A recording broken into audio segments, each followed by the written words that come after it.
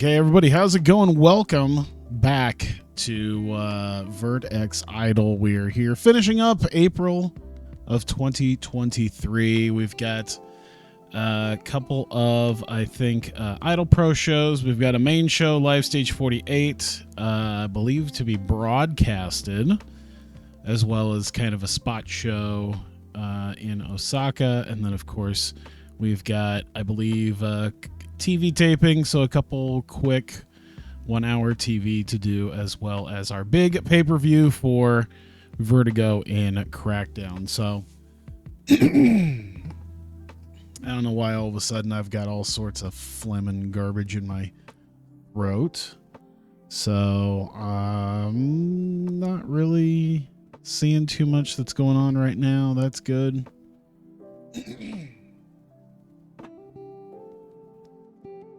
All right.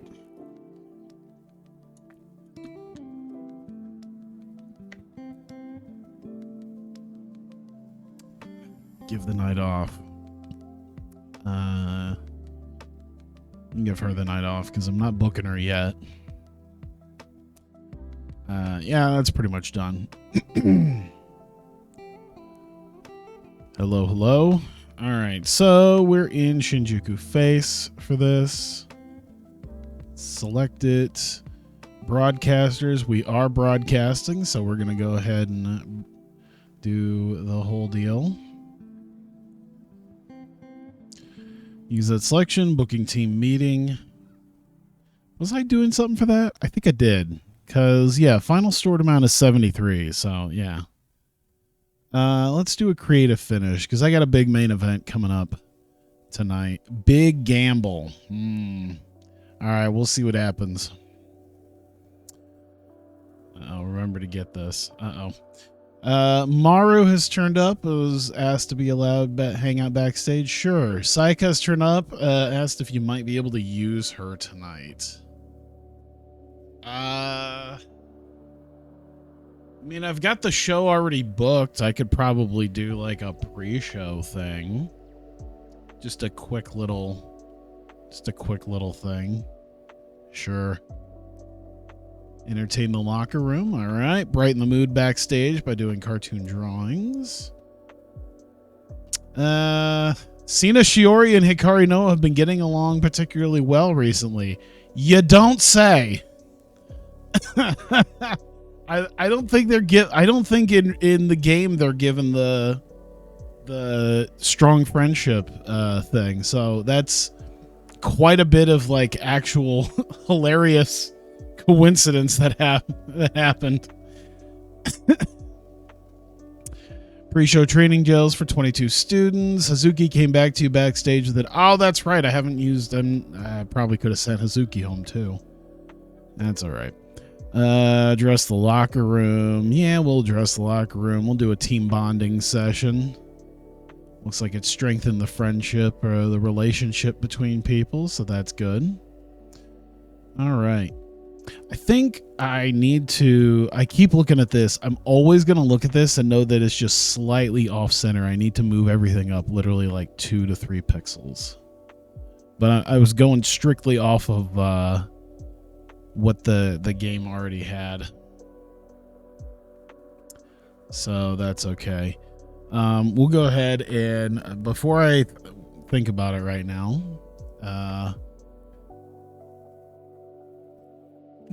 will you work for 250? All right. So we'll get Aihara. And where is Stuart?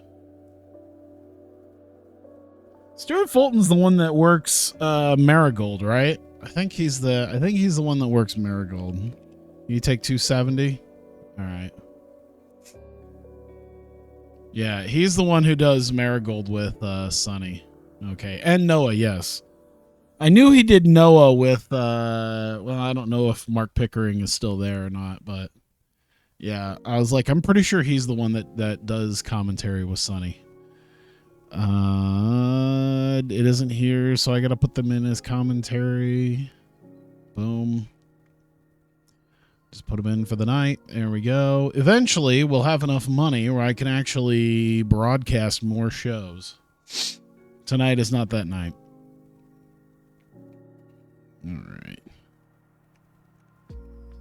boom, boom, boom. I got to remember to do the double just so it comes out and I know what it is.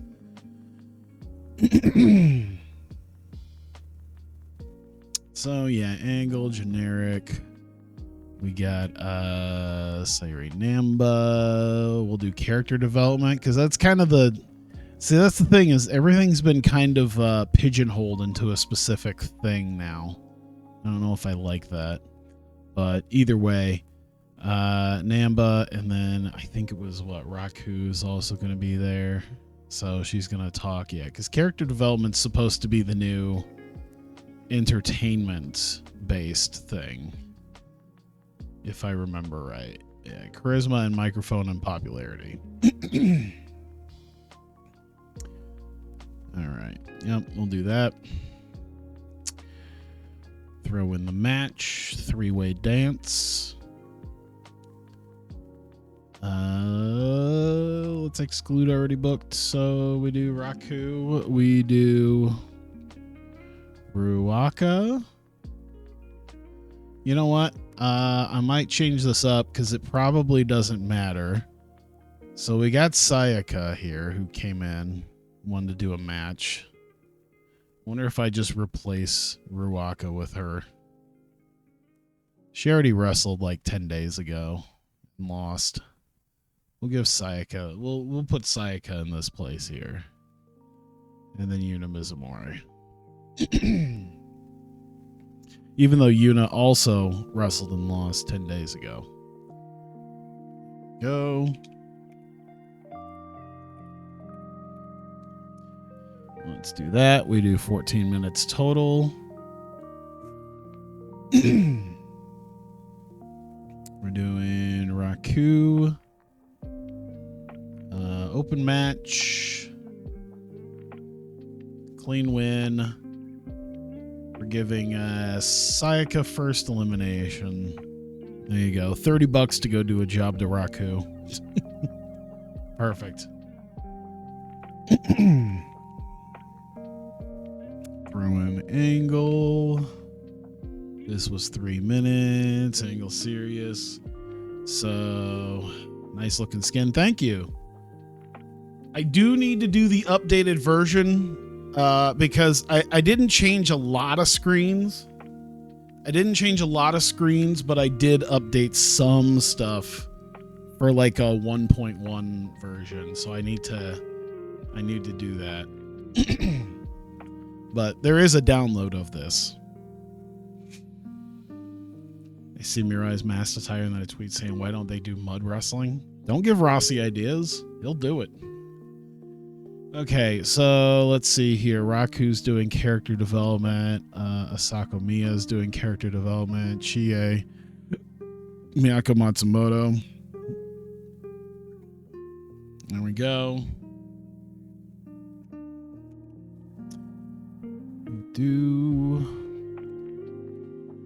Is that good luck today? I booked this and then I also realized that I had basically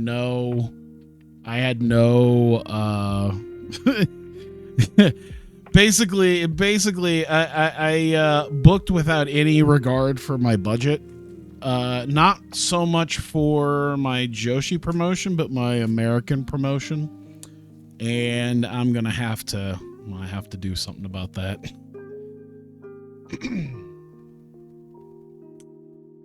All right, so let's see here. Nautica. Let's see. So she's coming out.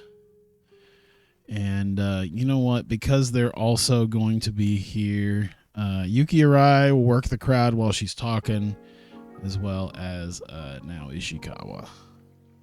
Maybe that'll help. Maybe. I bet you they got the charisma for it. 53, Nautica. Yeah, that's already going to help. And then Yuki Arai should have, massive amounts of... healthy amount of charisma to help that out. And a match, 6-person tag. We got Nautica and AI Princess, and then we've got Revelation, and will you throw in Ayano as well with that? Yes.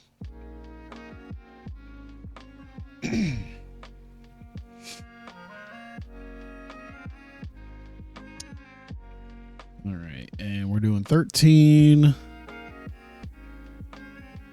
Let's see here. We're going to have Nodoka take the win as the Fighting Spirit champion. Abaddon take the loss. Open match between them, but it's a clean win. And then we can go on from there. All right, that's segment 5, right? Okay, 6. Don't worry, we've only got 11, 12 more of these. Let's see. Boom, boom. We're looking at 4 minutes in the ring. Angle live. Serious, why not? Oh. Excuse me 1 sec. I'm gonna try to still do this, but I gotta scratch I got a weird itch on my back. Thankfully, at some point a while back, I bought a back scratcher, but like a extendable arm one. Let's see here. So Miyakoko Army is back out. So we've got character development and character development and character development. And with that, we've also got don't think she can still speak. Personal details. She speaks fluent Japanese now. Well, I guess she's been to enough of these to actually speak. So, all right, character development for you, character development for Neko, and character development for Ayano. And we're golden. That's 6, 7. This angle thing, it's taken some getting used to, but yeah, I know people complain about it, and I don't really want to complain too much about it, but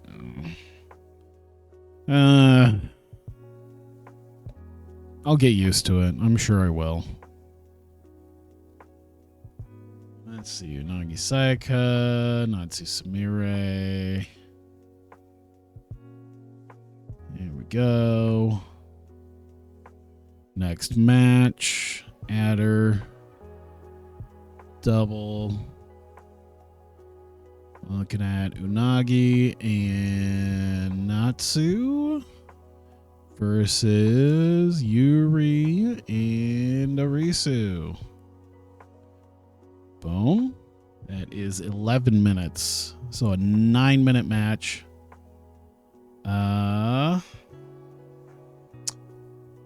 Who are we going to give this win to? I think we're going to give it to Arisu. We'll give it to Arisu. Unagi will take the loss. Wisdom teeth removal on Wednesday. You're the only person who isn't eating candy. Cheese as much anymore. Yeah. I think it's just more, there's just so much stuff that, like, the cheesing thing is one thing, but really it's just like, man, there's so much shit to just click through. And it gets annoying. Yeah, partner miscommunication, I guess, is the best way to do it.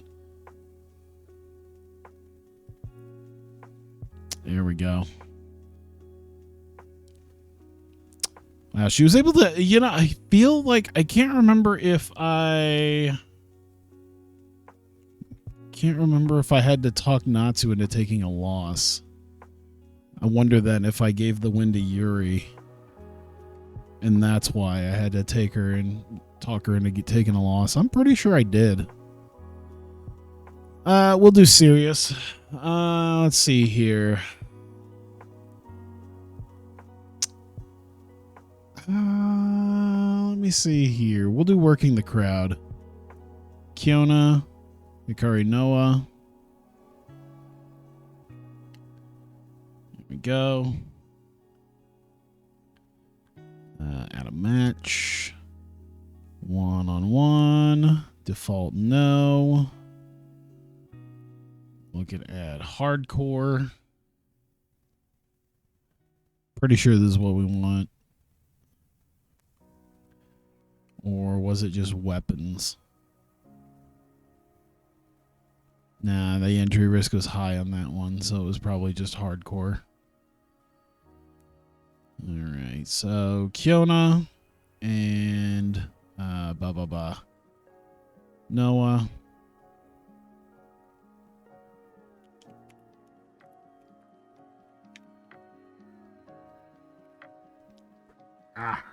Alright. We were going 16 total, so 14-minute match. We got Kiona taking the win. Open match. I'd say it's tainted by the botched interference on Noah by now. There we go.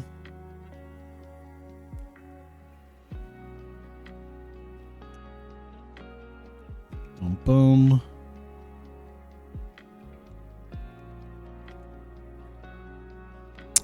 And I guess it'll be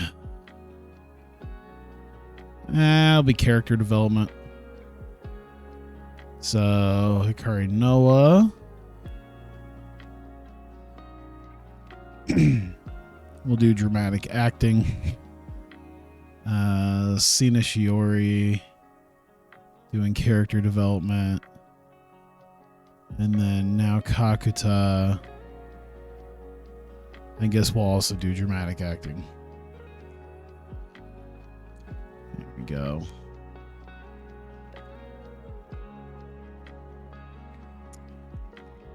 Not the greatest, but I'll do it. That's that. 1 minute vignette. What I need to find, and I don't know if I talked about this yet, because one of the things I need to figure out, I need to do some experimentation with the whole pre-tape process, and then how I can, this will be a pre-tape video, by the way. Anyway, actually, let me look at this real quick. 3625 on the booking analysis, or on the budget. I'm sure it'll go up. So, oops, and video and pre-taped. We'll do that. RAM.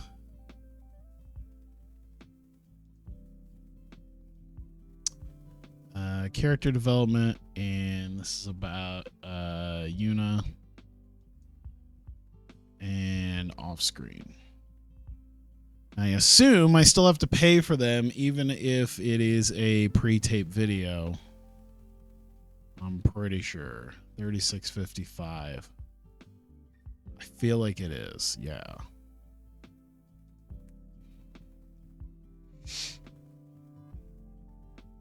All right. Reset. Here we go. Yeah, I need to find a way that I can do videos, vignettes, backstage promo stuff where I don't have to pay people a bunch of money. Because it definitely will make it, like, it'll definitely be a thing I'll need for Vertigo. Because I want the idea of cutting, like, I have this idea of, like, cutting a promo, like, after a match or something. Like, they do this on YouTube all the time now, where you do, like, where they'll have an event, like, at an indie show, and then, like, a couple days later, they'll post up a promo from them from that event. Except, you know, possibly just doing that, like, on your TV show. But, like, you already paid them. They're already there at that event. And then, okay, you cut this promo and then we'll air it, like, on our show next week.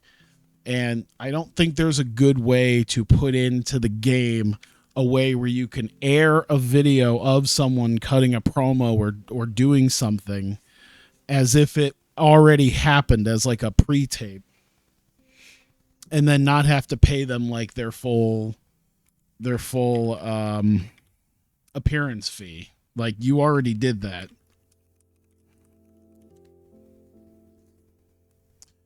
So I'll have to find a way to maybe game that, which really isn't so much gaming as much as it is like just trying to be semi-realistic.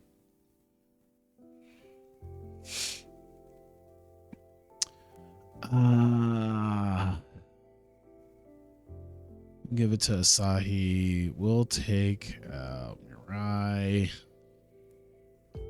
Open match, clean win. That's pretty much what we're looking for there. You have to pay the worker at some point. He does the work of cutting the promo. But like, the idea is that it, like, I feel like, because I don't know a good way to describe it. Like, I feel like I kind of did, because you already paid them as if they like if you do it at like a pay-per-view or a show, it's like, okay, they cut a promo backstage after the show and then you air it later. Yeah, that's the one downside, is it's like you had already paid them for the appearance at the show, then they cut the promo after that, and then yeah, it's I wish there was a way to do that in the game where it was like, hey, Shinsuke Nakamura won at the last pay-per-view. He cut a he had some backstage comments back then. We'll go to that video now. Yeah. That's what I would want. And then, hey, they're on TV for that week, and then, but you already took care of that. I want to be able to do like the Paul Heyman thing where you just get all the ECW guys to go to his mom's basement one day to just cut like a month's worth of promos in one day. That's what I would want. Let's see. JD Linuses are talking. Pre-show section could have something like that, tape a promo, and the assumption would be that the promo has been cut before, or you could just do a post-show promo and then save for later. Yeah. I think we're still going to do character development for both of them. I think that's pretty much it there. What happened? Oh, was it the percentages are off? Well, that will change. Don't worry about it. Don't worry, game. We still got a main event to do. Live serious. I think less serious, more hype. We're hyping up a match here. We're hyping up our main event.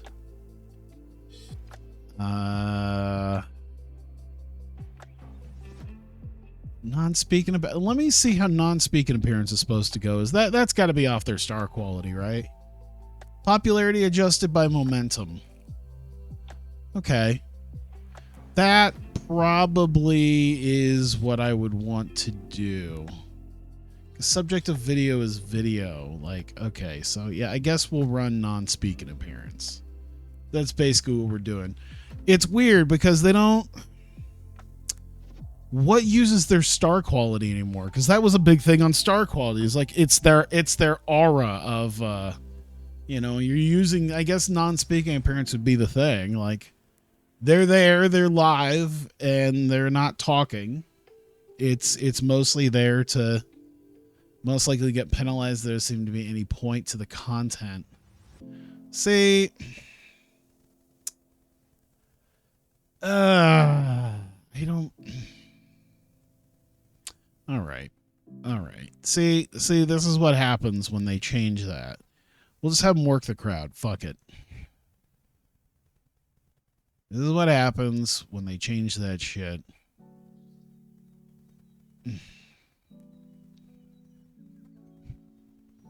Come on, we're all about aura here. And that was we're getting aura. All right. Main event.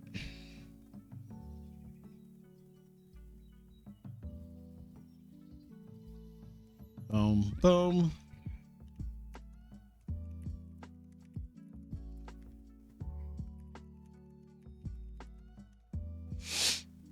$20.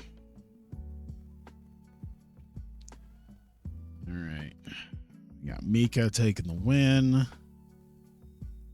Open match. Clean win. You know what? We're going to add that creative finish. Big gamble, but I think with two people who can do it, I think it'd be these two. In a main event of a show, I want people talking about it. I need to move some tickets for Korakuen. Or Korakuen. I've heard both ways. Korakuen, I would put that as the more potential one. Either way, we got to move tickets, so.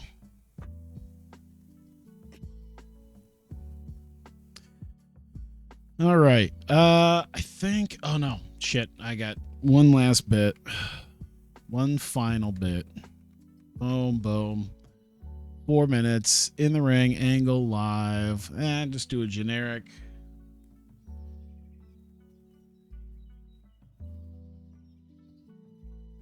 Let's see. Noda Katenma comes out to do, I guess work in the crowd. And then Mika Iwata is going to have character development because she's going to be speaking afterwards. So there we go. Uh-oh, what happened? Are we off balance with that? 120 minutes. Where did I go wrong? 17 segments. All right, let me look here. 4:14:32, 13:4:11, 2:16:3:1.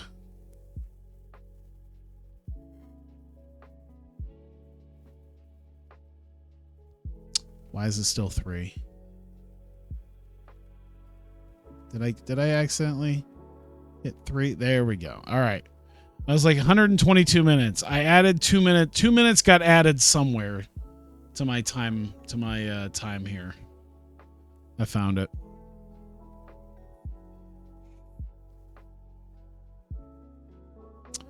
Yeah, everything else is good. I think we're good to go. How much money are we spending on this? $58.10. Not terrible. All right.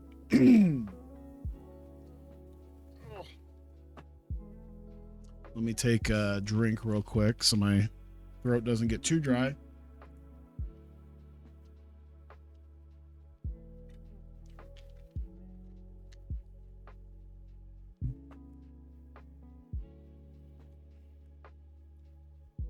All right. Let me see here. 17 segments, 120 minutes. Everything seems to be peachy, and we're going. We're not going. Where did I? Why is this? Oh, you know what? I think this is what happened when I don't save it. I haven't been saving for whatever. I've been hitting the wrong button, and this is what's screwing things up. That's my fault. All right. Now we're good. Now the times have worked.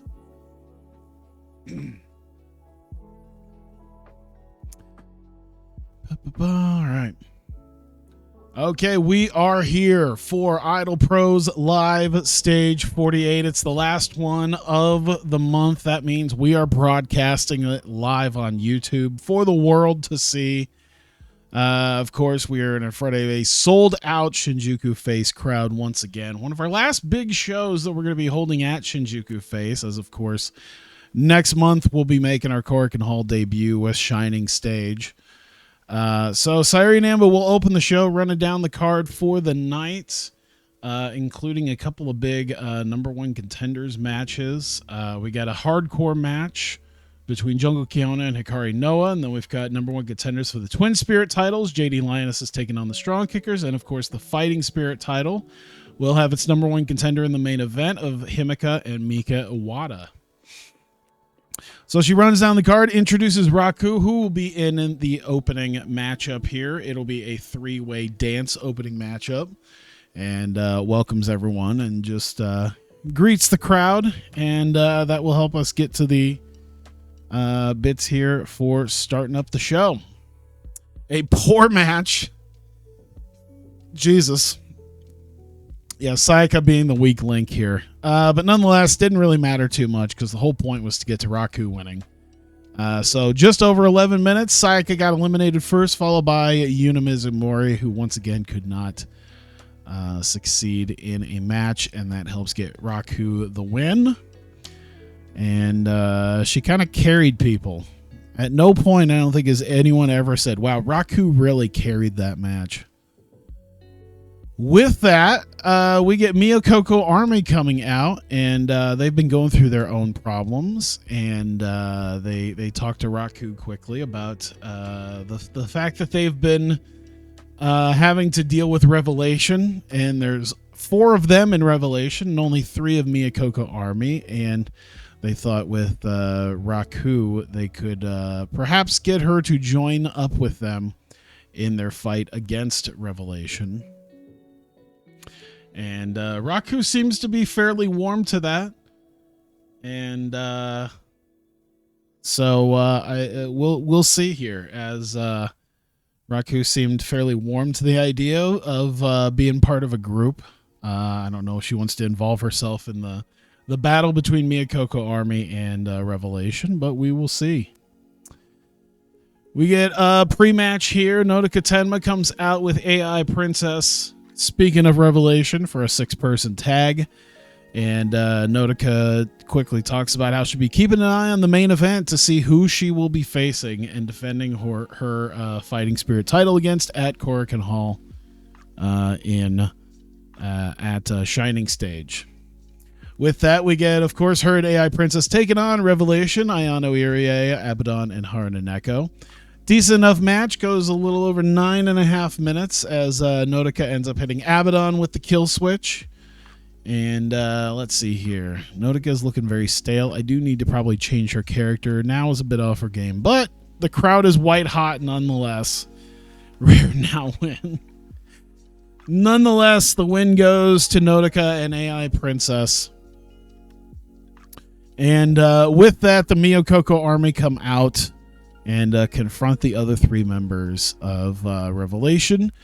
And note that Michiko is not here, and that they're confident that they can get Raku to join them for one final challenge at Shining Stage. So the Miyokoko Army challenging Revelation at Shining Stage, perhaps to a 4-on-4, maybe a 3-on-3. I'm not sure yet. Unagi comes out, just a bit of a pre-match promo. She's just being Unagi while annoying Natsu, which is rare for someone to annoy Natsu, because usually she's the annoying one. Nonetheless, Natsu seems kind of done having to deal with Unagi. And this leads to some miscommunication in their tag match here, as they face Yuri and Arisu Endo. Sorry about that. My mouse seemed to practically die on me. So it was a decent enough match, went just over 9 minutes, and some miscommunication, which mostly led to Natsu just leaving Unagi by herself. Ended up allowing Arisu to get the win over Unagi, and the win for herself and Yuri. We get to our next matchup, our last 3 big matchups of the show. First up is a hardcore match. And, we've heard Momo Watanabe tell Jungle Kiona that she wants to see if Kiona can even make it to Korakuen Hall to challenge for the Royal Spirit title. Managed to get a match here between Kiona and Hikari Noa here as one of the big tests for Jungle Kiona to have to deal with. They got hardcore gear. Kiona coming in with perhaps her camo pants that she used to wear in her TCS days. Hikari Noa coming out in her deathmatch gear. They got kendo sticks. They got chairs. We got weapons around, and we are ready for a hardcore match. Superb wrestling in good heat. Just under 14 minutes. Eventually, Kiona with I would say probably the way the finish would go. Hikari Noa looks to end it against Kiona. There's a pile of chairs in the middle of the ring.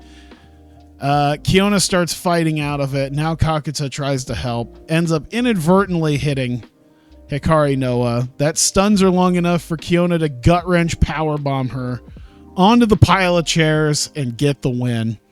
As Jungle Kiona in just under 14 minutes gets a strong win against Hikari Noa here in a hardcore match. So Momo's plan of perhaps softening up Kiona before Shining Stage didn't seem to quite work here tonight. Maybe she's got more up her sleeve in the coming month.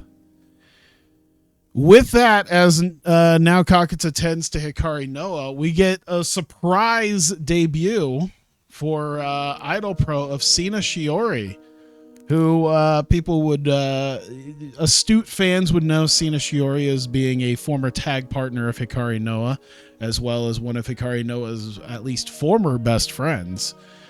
And she sort of confronts Hikari in the ring, wondering what happened to the friend that she had and what has come over her in her life. And as they seem to be sharing some sort of moment, now Kakuta attacks Sina Shiori and throws her out of the ring, and then retends to Hikari Noa as Sina, still bewildered by everything, kind of ends up heading to the back. We get a quick vignette with Ram Kaicho talking about Yuna Mizumori. Of course, she has been on the losing end of a lot of matches recently, thanks to Yuna Mizumori. And she's been sick of it, and she's been done with this, and she feels the only way that she can get this behind her is by getting Yuna Mizumori not just out of her life, but out of the very company that she works in. So she wants Yuna out. She wants Yuna out of her life. She wants Yuna completely gone, never to have to deal with her again, to perhaps get back to her winning ways. We get to our semi-main event for the night. The JD Lionesses taking on the Strong Kickers with the number one contendership to the Twin Spirit titles on the line. And we get, 13 and a half minutes. Surprisingly enough, Asahi getting the win, submitting Mirai Mayumi. A rare loss for Mirai here, but the JD Lionesses take the win, and I believe that will allow us... let me see here. Shining Stage Third Live. We just got the one match so far, and we're going to go ahead and pre-book another match here, as we've now been able to see that Marikoto, the Twin Spirit champions, will be challenged by JD Lionesses at Shining Stage.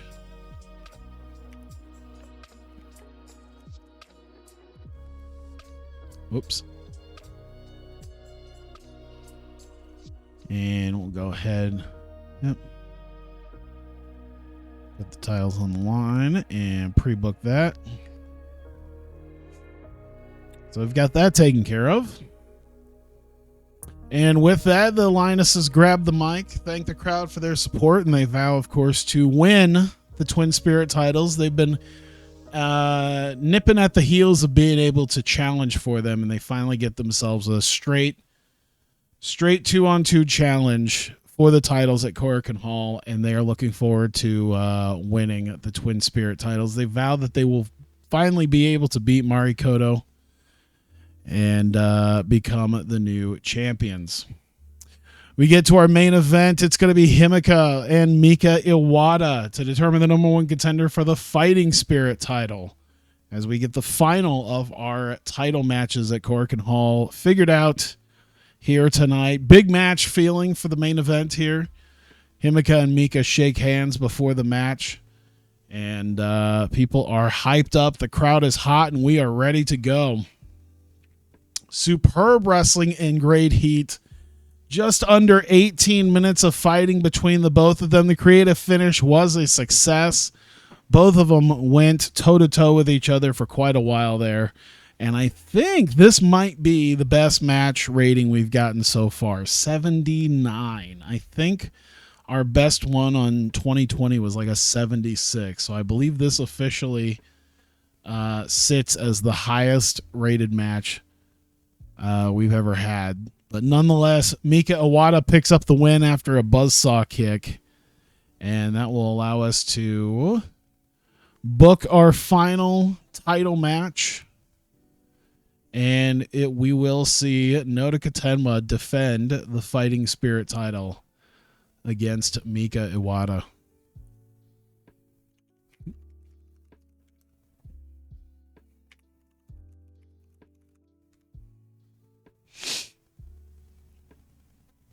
There we go.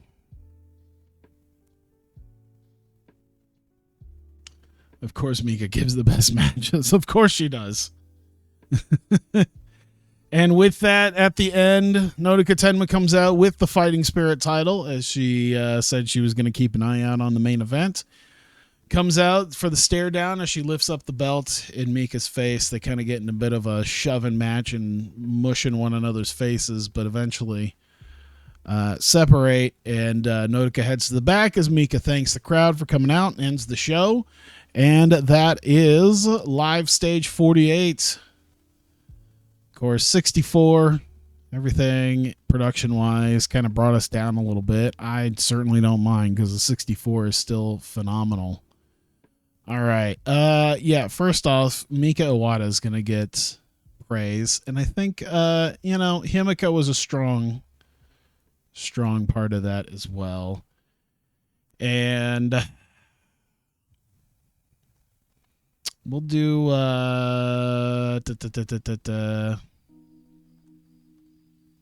we'll do Asahi because I think she did quite well too. We'll compliment her and then we'll praise our main eventers. Scene please, scene please, scene please. There we go. $3,200. Not the worst. Not the worst it can be. We did get a gain everywhere, so that's pretty good. Solid. Not a full point gain, but I'll take it. A gain's a gain.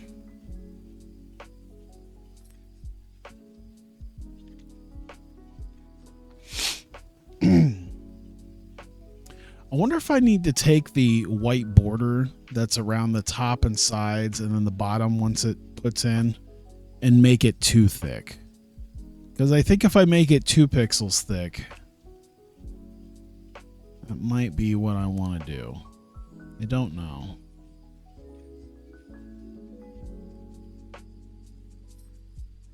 I'll have to, I might have to look and see how well that looks. I don't know. I mean, it's still all right. Let's see. Yohei agrees to deal with the Dragon Gate. Takumi Baba joins AJPW. A lot of other stuff doesn't seem like I need to worry about it. So, viewing figures, 3,900 people. Ooh, Ayano Irie is charismatic. She's a future star. I agree, Kiona. I very much agree. Now, if only she wasn't basically just an actress in wrestling cosplay. People would probably take her more seriously. All right, so we've already got the spring stage tour in Osaka. I believe that should be set to very cheap. We don't really even need to make a ton of money. We just need to put people in the building. That's the main focus. Get people in the friggin' building. All right. I believe we've got TV tapings tonight. Yes, we've got 2 Vertigo shows to do. And I nearly bankrupt myself by the end of the month. Because I think finance-wise, we've only lost $1,000. That number will very much change by the time we get to oh, you know what, let me look at yeah, I did ticket prices to be very cheap for TV shows, right? Yes.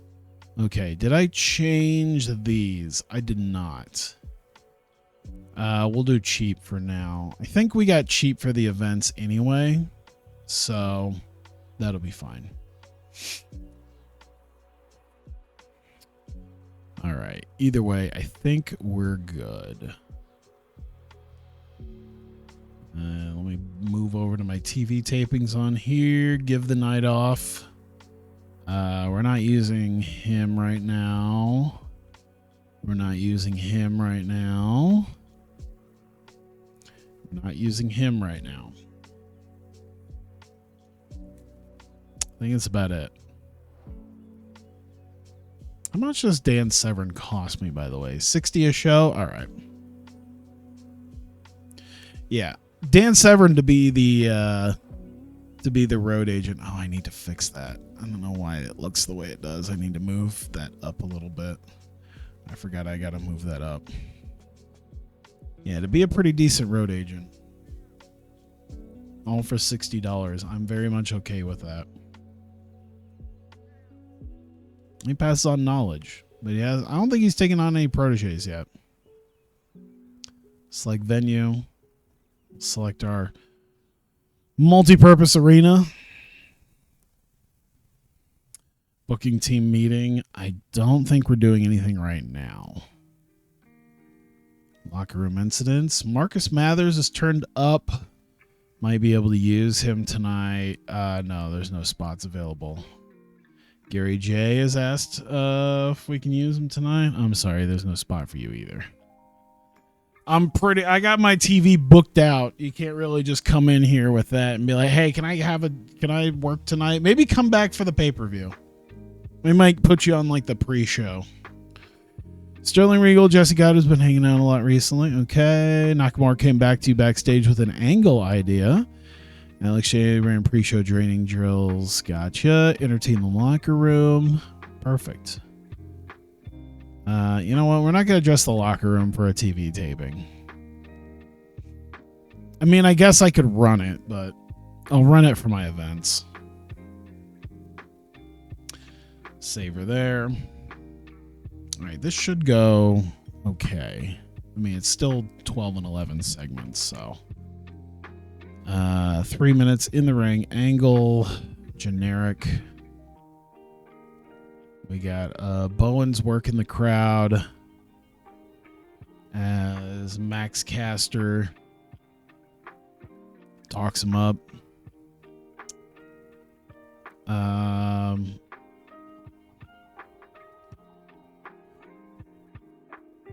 Actually, sorry. That's part of it, but more than anything, they're getting attacked. So they're getting attacked by Caesar, Jesse Godders, and Preston Vance. We got that. I mean, I guess it's storyline. No, we'll not do that because we don't officially do storyline. So it'll be like, but there's no storyline. All right. That allows us 2v2. Allows us Sonic Kamina and the Acclaimed. We go 8 minutes total on that. We'll give Ueno the victory. Castro will take the loss. People would cheer for Max getting attacked. Probably. I don't know. That might just be a. An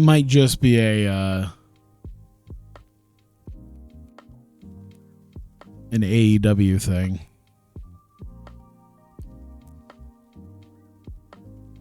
Listen, I remember how people were so upset.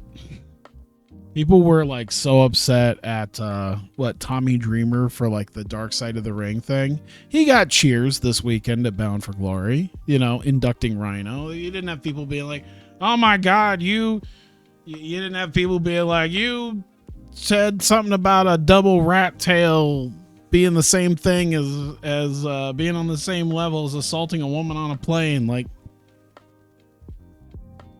no, they just clapped and cheered. Hey, Tommy Dreamer's here. Backstage. Okay, so we're backstage for this. It's an interview. We'll be live. Generic. JT Dunn. Gonna cut a promo. Shinsuke Nakamura. He's off screen. There we go. That worked, right? Okay, 1865 sounds about right. Because, like, Nakamura would be a lot more expensive, right? Let me look at contracts. How expensive is Nakamura? I'm sure he's more than that, right? Yeah, it'd be $27.20 per show.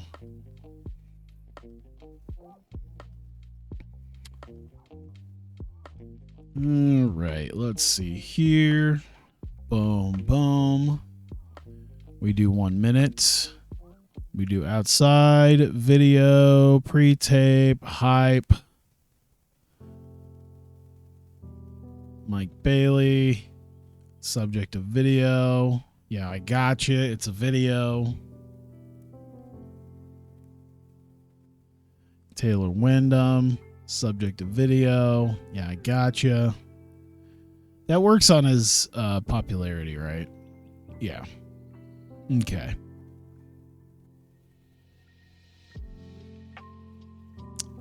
Do that. All right. Match up. Exclude. Nakamura. Done. I guess it didn't matter because we were still booking Nakamura anyway. And Nakamura getting the win. Yeah, we'll make it an open match. It's not really a clean win. But, you know, when faces cheat, it's fine.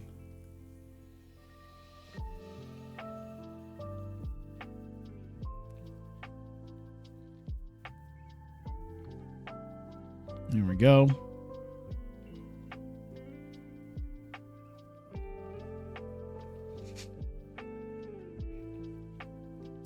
Go. Drop those in. Let me see here. 2 minutes. Nakamura in the ring angle. Okay. I guess serious. I like the generic. We'll do the serious. Fuck it. Fuck it. Nakamura. He's going to be the victim. Matt Cardona is going to be the attacker.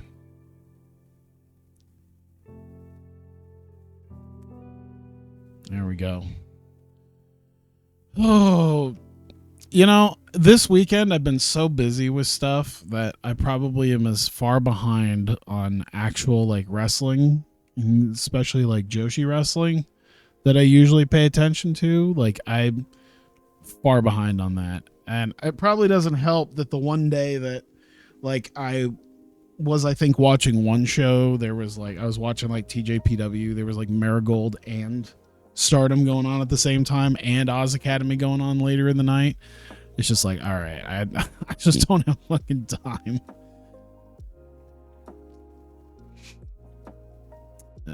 There we go. So, yep, Mike Bailey. He's going to work the crowd. But we're also going to have Heath and Joe Hennig and Taylor Wyndham. There we go.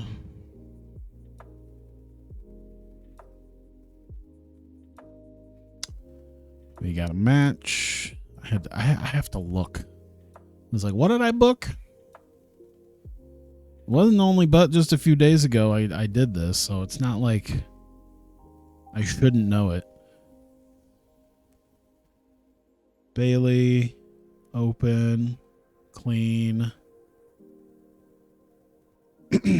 What's your stamina at? 85. I bet you guys could go balls to the wall for 11 minutes. Let's see if we can make workhorse Taylor Wyndham. Workhorse Bo Dallas. Let's go. Yeah, no, it's non-title. They made that non-title, right? All right. Fuck no.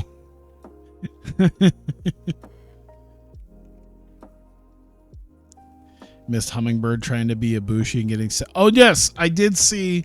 Okay, so we did watch Marigold. Yes, because I saw a video, and then I think that night we watched Marigold. So we watched that show, but then they've had like 2 more shows since then because they did the mask thing and then another one. Yeah, so I watched the Korakuen Hall show where Hummingbird just, and it's just like, man, she was out. She was out for a few seconds there, and then they just kept going, and then I just cringed for the next like 5 minutes. I think there was another move where she got fucking dropped on her dome piece again, and I'm just like, you're really, this is awful. This is not good. Yeah. Character development. AR Fox. He's off screen. There we go. There you go. Shozuki was kind of out too.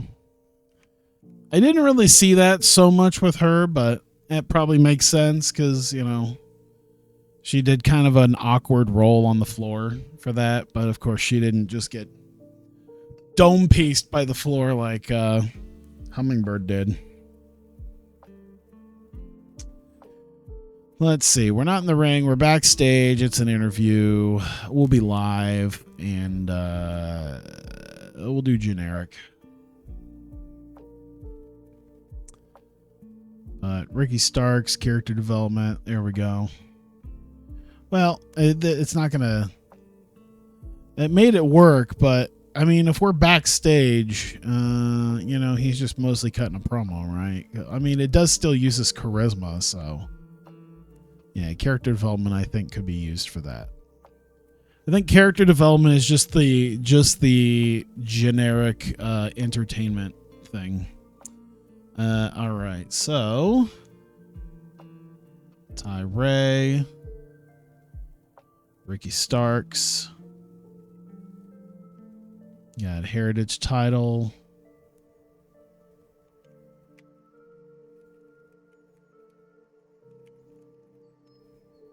Oh, damn it. The thing I don't like about this particular keyboard is it doesn't have like a light or anything to show me when I've accidentally smacked the caps lock. I wish it had that.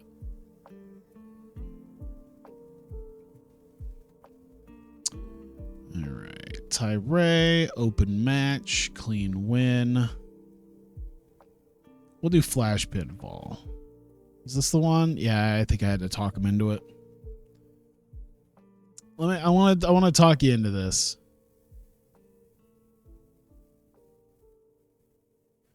I want you to consider putting over Ty Ray. There you go.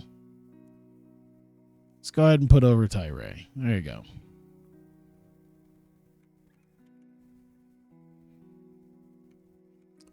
Boop, boop. 3 minutes. All right. Character development. Ty Ray works the crowd. Ricky Starks going to have, I'd say, dramatic acting for this. His acting's not great, but, I mean, weirdly enough, his charisma and microphone ain't great either. I think this is still 2020 Ricky Starks before everyone really rated him highly. He's still doing well, all things considered. All right, 60 minutes, 12 segments. I think we're good.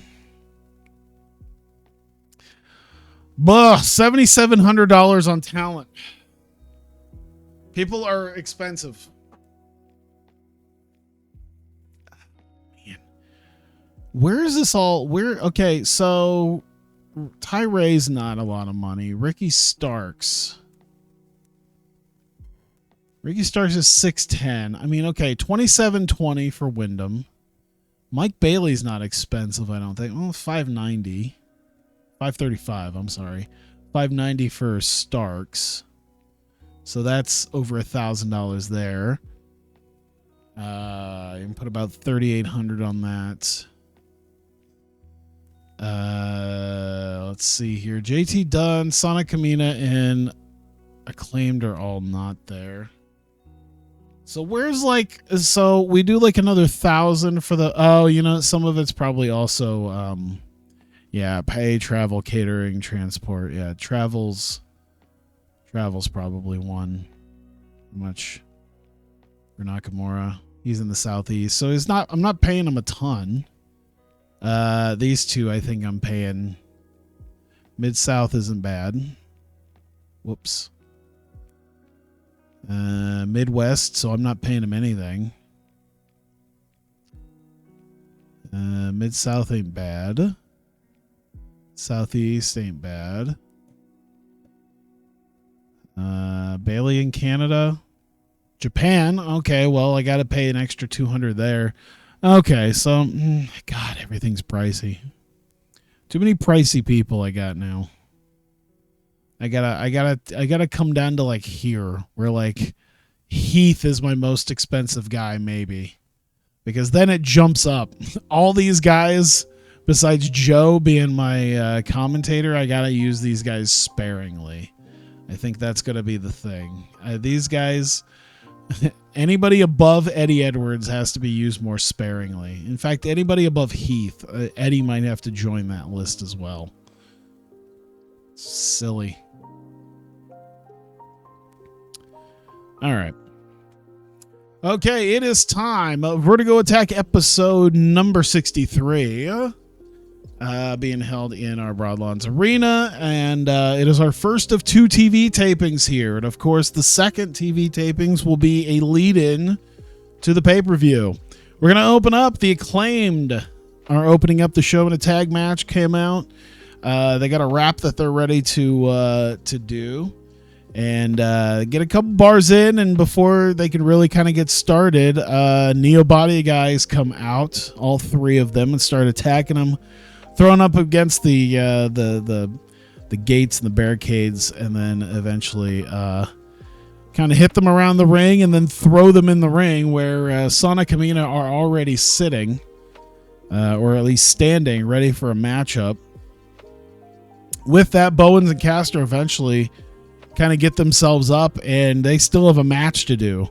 Subpar wrestling and non-existent crowd heat, except we did at least make the place hot. At least the place did get hot. Castor was off his game, but they have excellent chemistry, of course. Crowd rating was not great. Everything kind of worked okay, I guess. Just under 6 minutes, Sonic Kamina gets the win with a drop kick. Oh, my Lord. I think I need to change that. Nonetheless, Sonic Kamina get the win for against a softened up Acclaimed. And we move on. JT Dunn is in action next against Shinsuke Nakamura. He got a match here because he wants to follow through on his words of taking people out on his way towards the main event. And Nakamura is one of those guys. So he's looking forward to the match coming up. First, we got a hype video for the return of Speedball Mike Bailey. It was told that Speedball will be returning. He's got a match at Crackdown, and he'll be in action later tonight against Taylor Wyndham to get himself ready to go for his match, his undisputed world title match against AR Fox. But first, we got Nakamura versus JT Dunn. Goes just over 7.5 minutes. JT Dunn looked like he might have get the better of Nakamura, but one called Manders does indeed distract Dunn and allows Nakamura to Bomaye knee him and then cross arm lock him and force him to tap out, even with his smashing elbow that he usually uses. And forced to tap out, and Nakamura gets the win. People are white hot for it. And, of course, Dunn not happy that Manders, some of that was coming back to him in the form of Manders distracting him.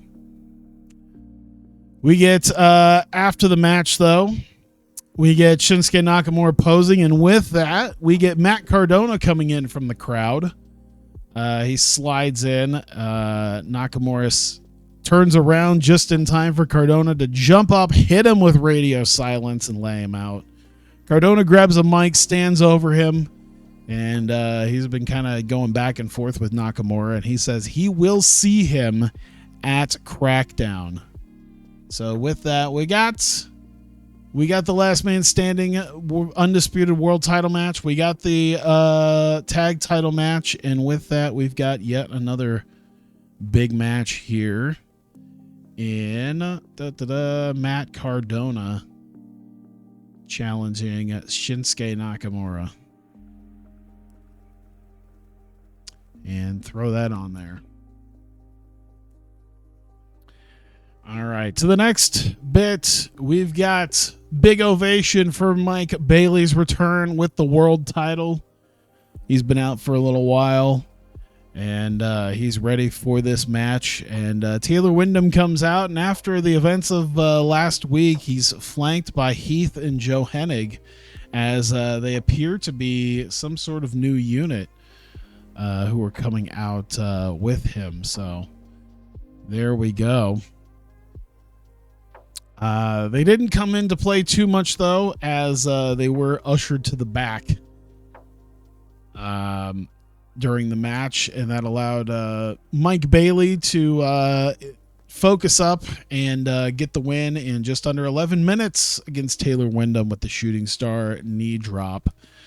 And Bailey tuned up and ready for his match at Crackdown. And once again reiterates the last man standing stipulation. He knows that AR Fox is watching, and he is ready for next Friday night for the undisputed world title match. We're ready for the main event. It's for the Vertigo Heritage title, and Ricky Starks seems to be not himself, as something seems to be really on his mind now. And something really seems to be bothering him. He addresses the recent losses that he's been taking pretty much since December. It's been nearly 4 months of just major losses. Anytime he gets close to a title match or some sort of big match, he ends up falling short. And he says that this feels like his last chance right here. Taking on Ty-Ray, he gets a Vertigo Heritage title match. He's ready to take that Vertigo Heritage title back and reclaim his title. And he says he absolutely needs this win tonight. With that, we get the Vertigo Heritage title match. It goes just over 13 minutes, and unfortunately for Ricky, Ty-Ray ends up getting the better of him, gets him into a fast roll-up, a small package, and it gets the pin on Ricky Starks. And Starks once again losing another title match this year. And that'll be the second official defense for Ty-Ray of the Vertigo Heritage Championship. And the show ends as Ray celebrates and heads to the back with the belt. Starks is still in the ring sitting. He's handed a mic and basically tells people that he's been feeling lost for a while, as he feels like he hasn't been able to perform to the level that he expects himself to. And he says in order to kind of get his mojo back, he's decided he's going to be going away for a while. So he puts down the microphone and then just sort of heads to the back to end the show. So it looks like he's taking a bit. Ricky Starks might be taking a bit of a hiatus to end the show here. Well, it did gain us some popularity, so I'm pretty A-okay with that.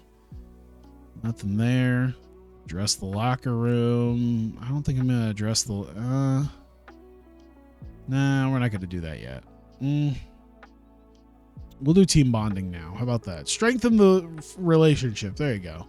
We'll strengthen some relationships heading into our second taping. In between tapings, we're doing a bonding session to get ourselves set. Perfect. All right. Drew, Caleb, 9 minutes. Parker. We won't make it open, but we will make it clean. There we go. I don't think it really matters. I think they're both kind of on the same level right now, so doesn't matter too much. 2 minutes on that. Let's see. In the ring, angle live, serious. Yep, we'll do that. Well, I think it'll be storyline development. How about that? We'll do Ryan Davidson. He's got some character development. Well, actually, no, he'll work the crowd. And then Drew Parker will work the crowd as well. And I think that will allow us that. There we go.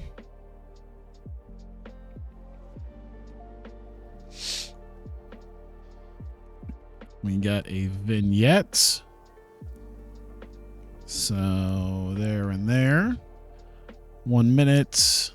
Outside. Video. Pre-tape. Hype.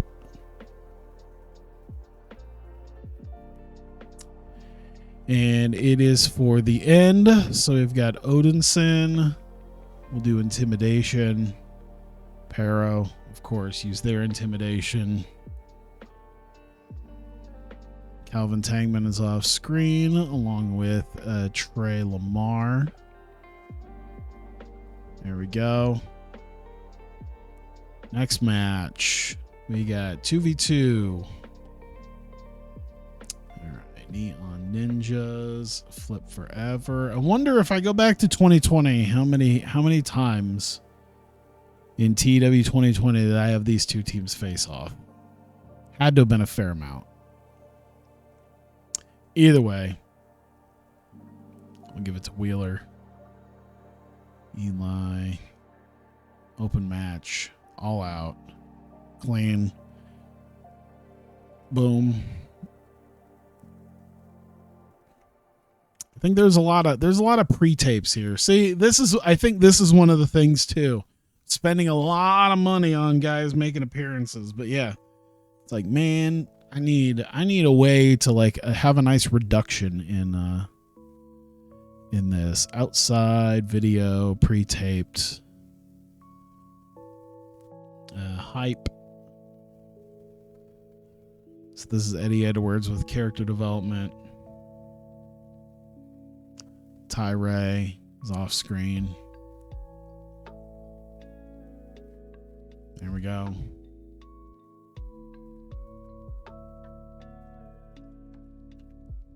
And add this. Boom. Boom.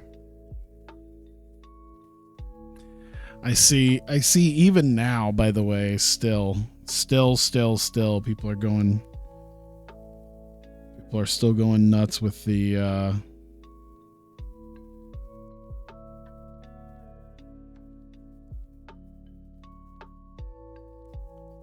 people are going nuts with the AI video thing.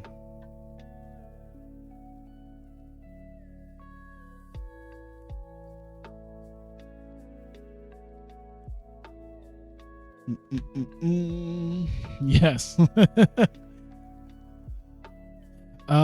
the ring, angled. We'll do generic.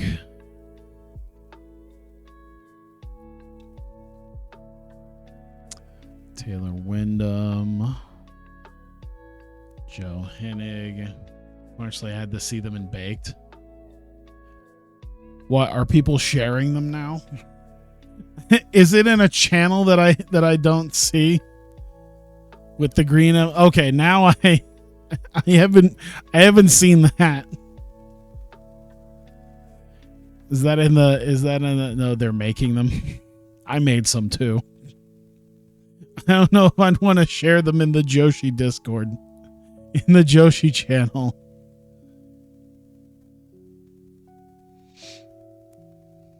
Yes, I know. Well, I made more.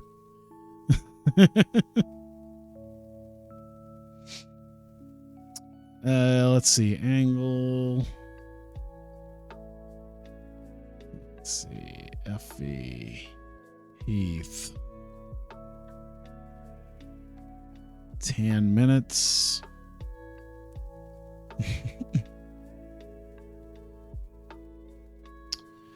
Let's see here. Yeah, of course, Heath gonna get the win.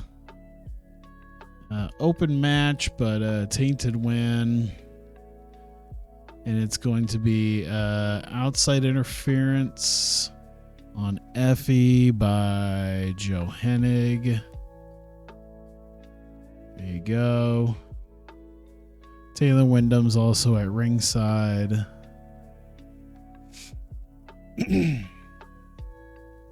Mother and daughter. Oh, there's more than where that came from.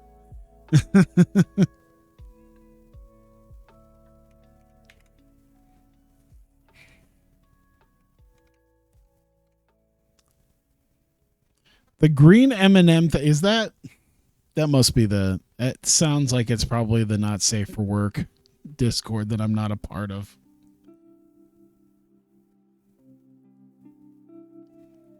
There we go. Do you have the download for this skin? I'd like to give it a look-see. I do have the original, which does most of the work. I think if you go to my Twitter, there should be a link to my Twitter below the video. It's in pro wrestling. Okay. Yeah, there should be a link to my Twitter below the video. And when did I tweet the skin? September 18th. Like I said, I changed a few screens afterwards, improved upon them, at least in my mind. But, I mean, it's still pretty much there. Should give you a media fire link.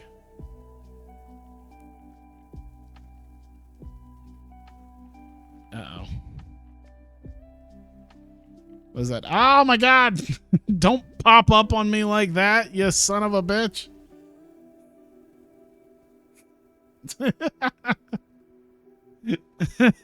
And yes, I gave him chair shots for this. Is that in the Discord itself, like publicly posted? Because now I might have to to post some of my work. They might appreciate the Tam and Carrara one, honestly.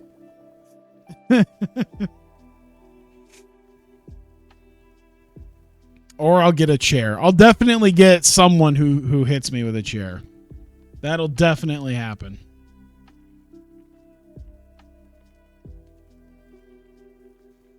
Okay. Wow. Let me do this real quick. Let's see. Heath, Joe Hennig, and Taylor Wyndham. And we get Effie. And we get Zachary Wentz making the save. Desmond Xavier making the save. Likely going to get penalized. There's no attacker victim. Fine. God damn it. Yeah, but they're making the save for someone who's whatever. Fine. Character development. Making the save for somebody who almost gets attacked. But they don't have something for that. So, all right.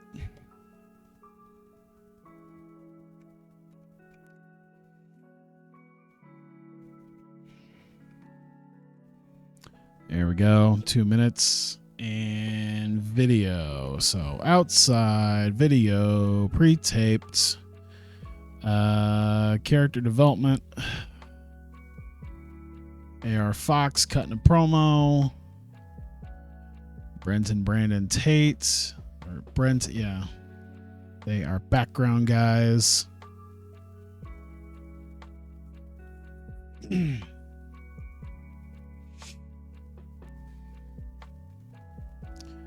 We'll put Mike Bailey in as off screen. There we go. All right. Main event.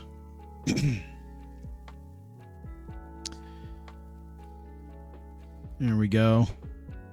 Who is he here?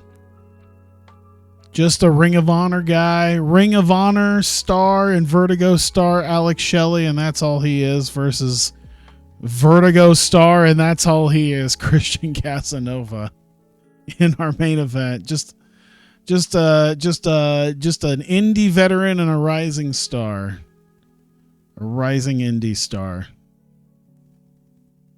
TNA, yeah, TNA star, 2023, former TNA champion, former Impact Wrestling World Champion. Was he World Champion by April 2023? Pretty sure he was. I don't remember. Yeah, TNA legend, future TNA Hall of Famer, Alex Shelley, in action against up-and-coming indie talent Christian Casanova.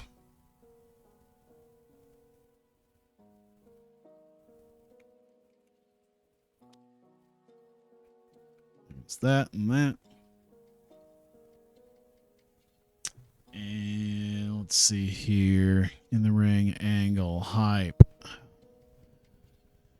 So we're doing Alex Shelley working the crowd. We are doing Cyrus Fees is going to be, I guess, cutting a promo along with Samoa Joe as they hype up the show.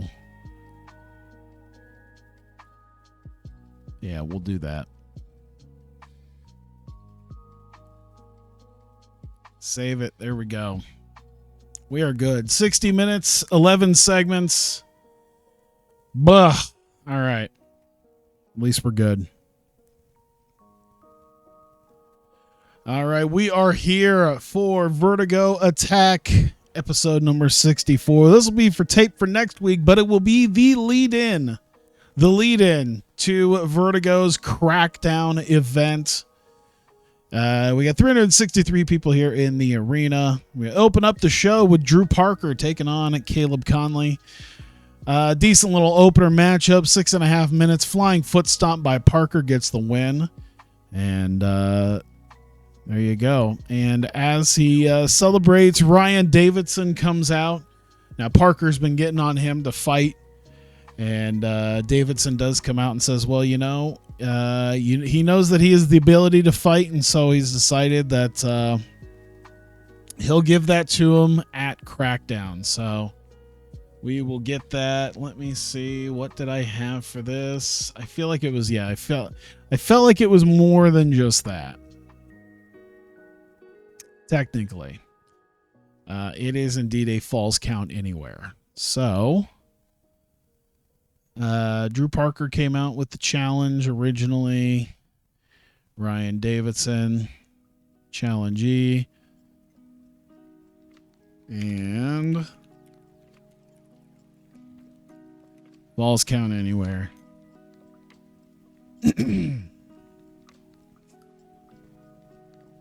All right. So we go with a vignette. The challengers to the tag titles, the end.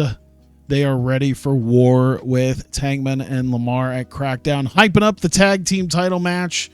Calvin Tangman and Trey Lamar defending against Odinson and Pero.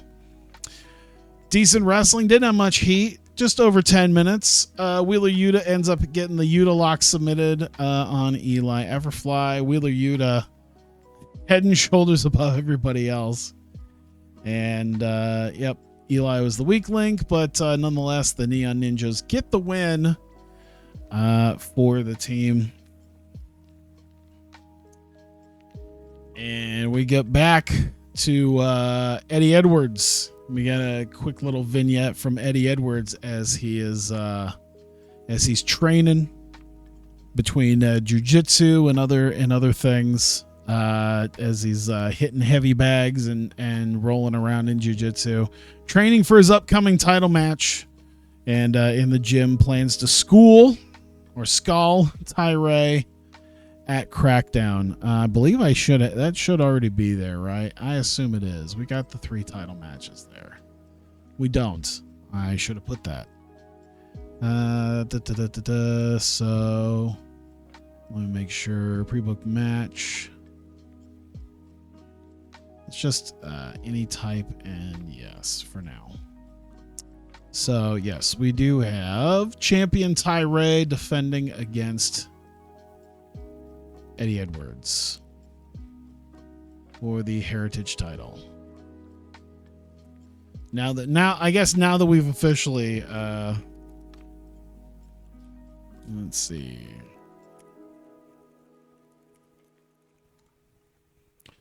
Here we go. Pre-book that. So yeah, Tyree was successful, so now he will defend against Eddie Edwards.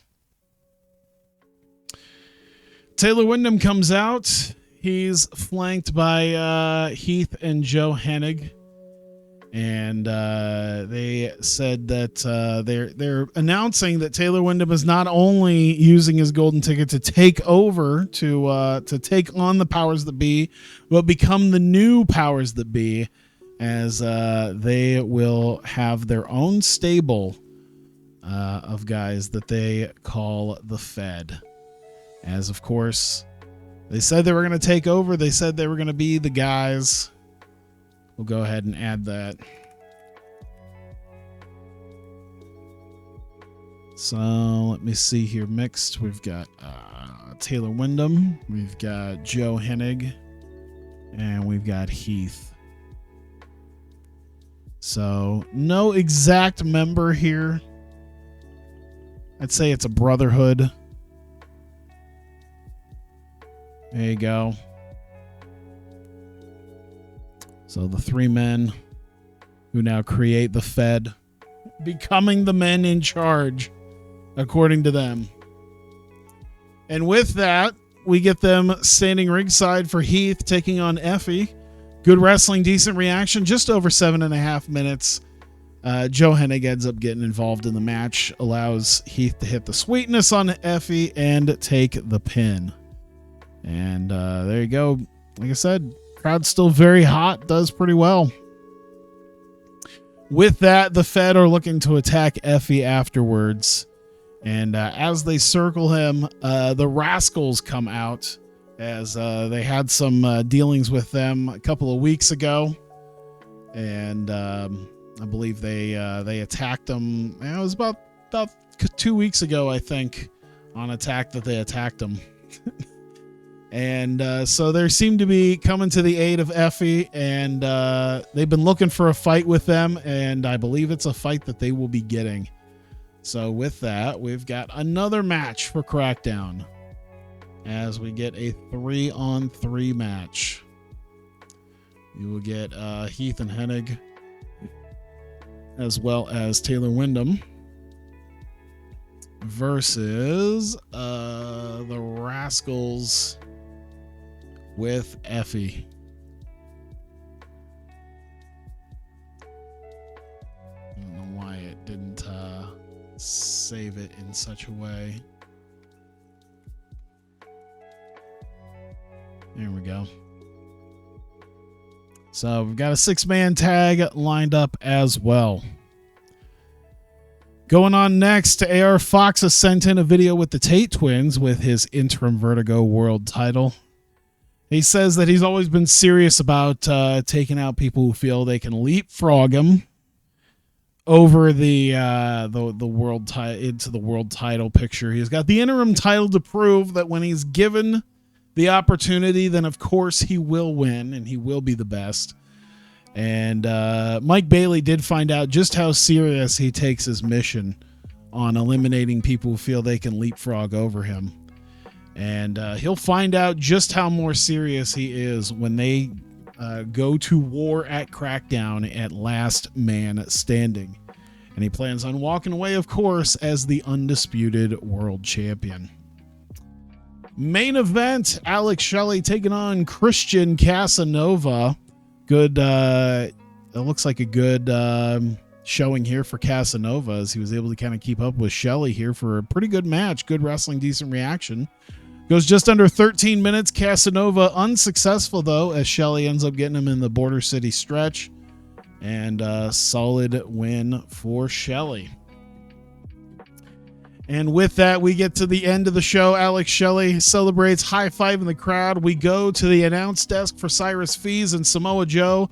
They run down the Crackdown card that we have set up here which as of right now, we got, what, 6 different matchups. Running down the Falls Count Anywhere match between Parker and Davidson. Big match between Cardona and Nakamura. The Fed against the Rascals and Effie. Heritage title on the line. Tyree defending against Eddie Edwards. Tankman and Lamar defending the tag titles against The End. And, of course, the main event, Mike Bailey, AR Fox, last man standing to determine the undisputed Vertigo World Champion. And that is the lead in to the show when it airs in a week. So it is a, hey, stay here, watch this. It's going to be a big show. It's going to be a free show. Stay here and be a fan. And there you go. 54 benefited having a quite wide selection of angles. All right, nice. I think I'm going to have to remember that. Videos and in-ring, just a little bit of both might help out. We lost a lot of money. We lost. We did go up officially a point in the Midwest. See, this is the thing. I'm still going to book it the way that I've had it. It's just I'm going to have to remember next month to not do that. Editing skins is so annoying. Yeah, it's very daunting when it's like over 400 just for the backgrounds. It's just like bing, bing, bing, bing, bing. Oh, so much. Yeah. Yeah, it was a while. It took quite a bit. Give me just a moment. I'm going to probably, let me make sure nothing happened before I go on. Bobby Lashley promoted in the NWA, a locker room leader. Big E bonds with Osaka. That sounds about right. Big E bonding with everything, with everybody. John Laurinaitis argument. Is he still in the WWE locker room? I wonder if I should keep that SmackDown logo or put the new SmackDown logo in. I don't know. A lot of people say it's bad, but it might be one of those things that just ends up growing on people. Christian Casanova is charismatic. He's a future star. Do you think that this Christian Casanova guy, maybe even TV ready? 11,000 people watched. All right. Good. We got to get to the 25th. I'm going to adjust a couple things real quick. It's a lot warmer than I thought it was. Hang on.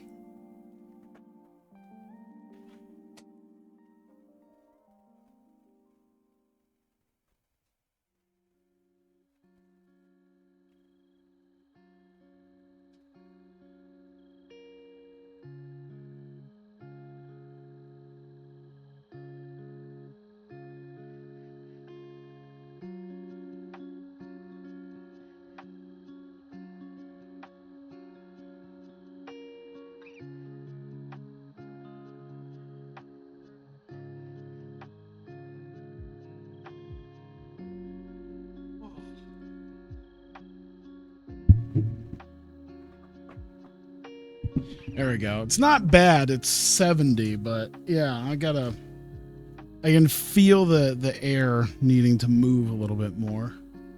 It's getting uncomfortable.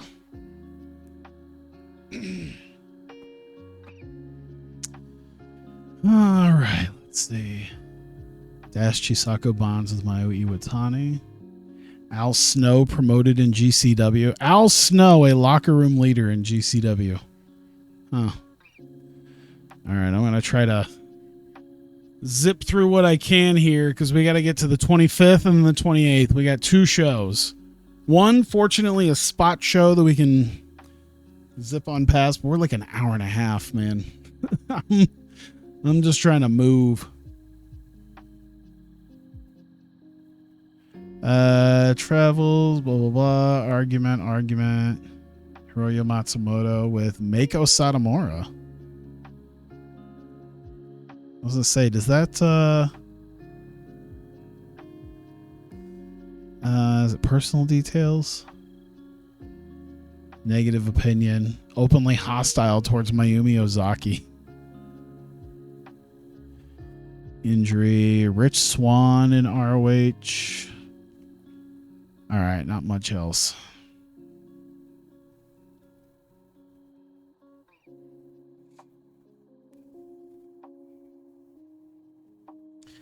It just, it keeps the one problem I'm having right now. It's supposed to get up to 88.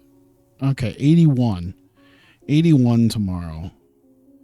And it's like, the weather really doesn't want to know whether it wants to be warm or cold. Like by Thursday, we're going to be back down to the 50s, but it's like, Jesus, the weather just doesn't know what it wants to be right now. It's still hot. It's still getting hot.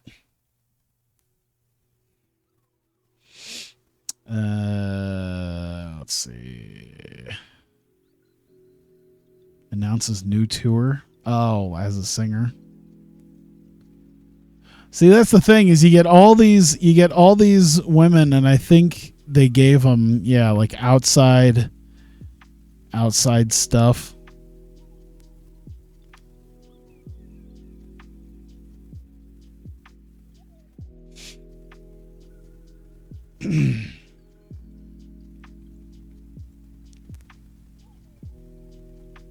All right. Night off. Do I need to do any?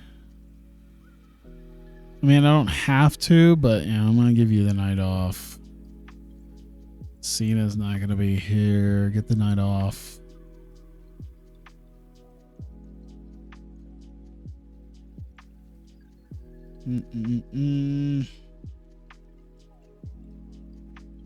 All right. I think I'm done.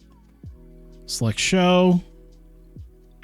Oh God, which one is it? Is it Kansai? Yes, 176 box. 60 people. Well, you know what? Like I said, it's a loss leader. We're doing these tour shows. Just to get up some local popularity. Yeah, we're not doing any of that. Locker room. Mika Ida. Yeah, she can be back there. Iroha. The pair of Nao Ishikawa and Sayakami Tani have been hanging out a lot recently. Raku and Nao Kakata have been hanging out together a lot recently. Ion brought pizza. All right. And we'll do some team bonding. There you go.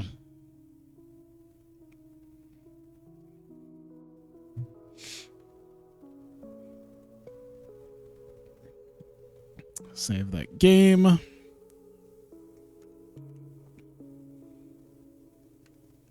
right, let's see about just zipping through this here. Let's see, Angle Live, generic. Sayuri Namba, Momoko Hanazono. And then we're good there.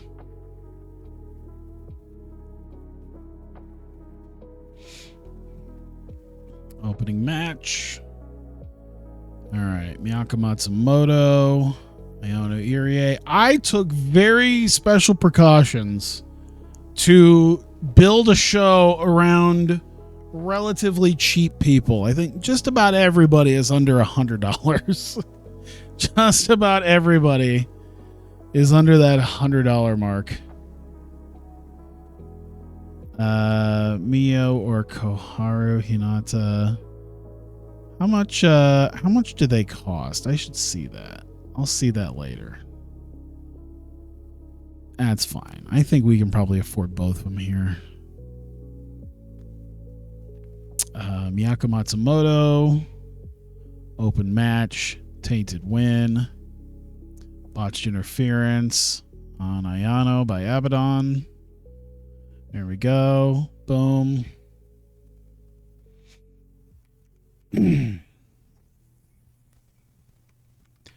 Angle.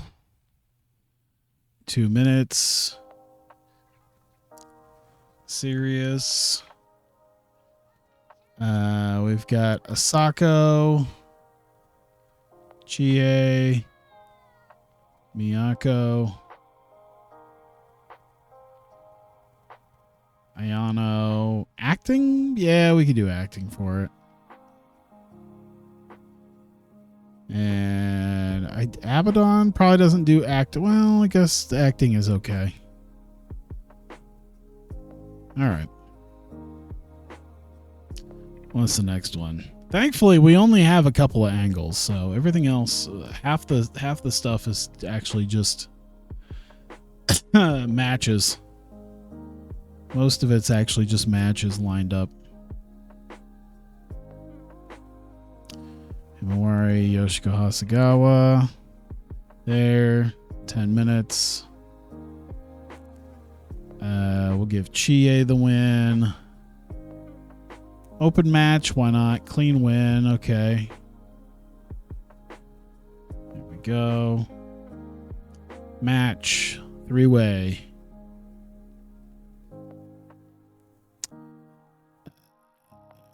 Now, Hina and Yuna Mizumori. Again.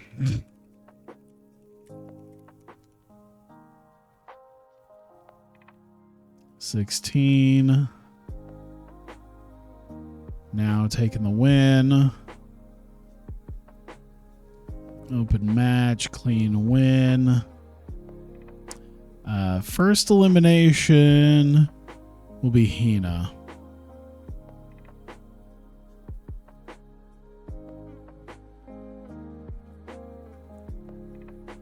Let's see. Match, double.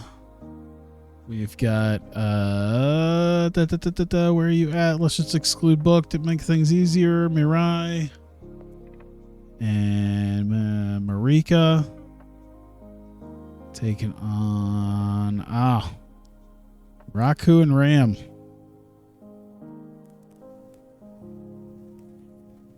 And that's 11 minutes. And we'll have Mirai get a win back. We'll have it against Ram. We'll make it an open match, but a clean win nonetheless. All right. Semi-main event. We're at semi-main already. Hometown girl Momika gonna take on Arisu Endo. Go. And Momika's going to grab the win. Open match, but it will be not cheap. It will be tainted. She will be cheating. But she gets the win nonetheless.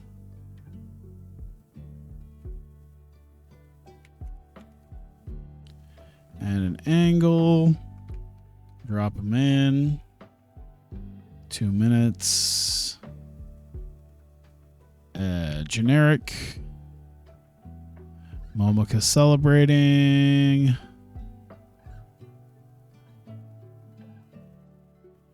Here we go. Main event. Asahi. Yuri.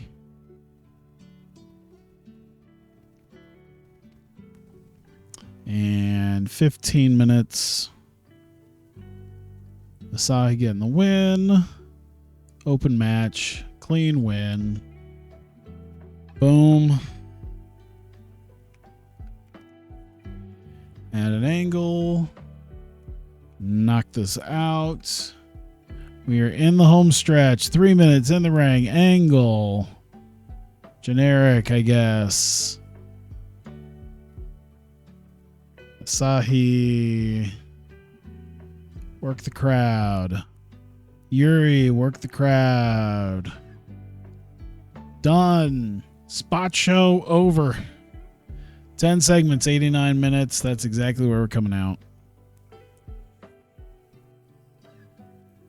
And we did it for just over $1,000. I think if I looked at the show cost that I estimated.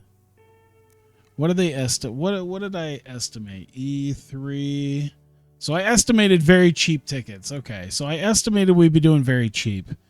So talent budget with merch is not much. We have an official talent budget of $413.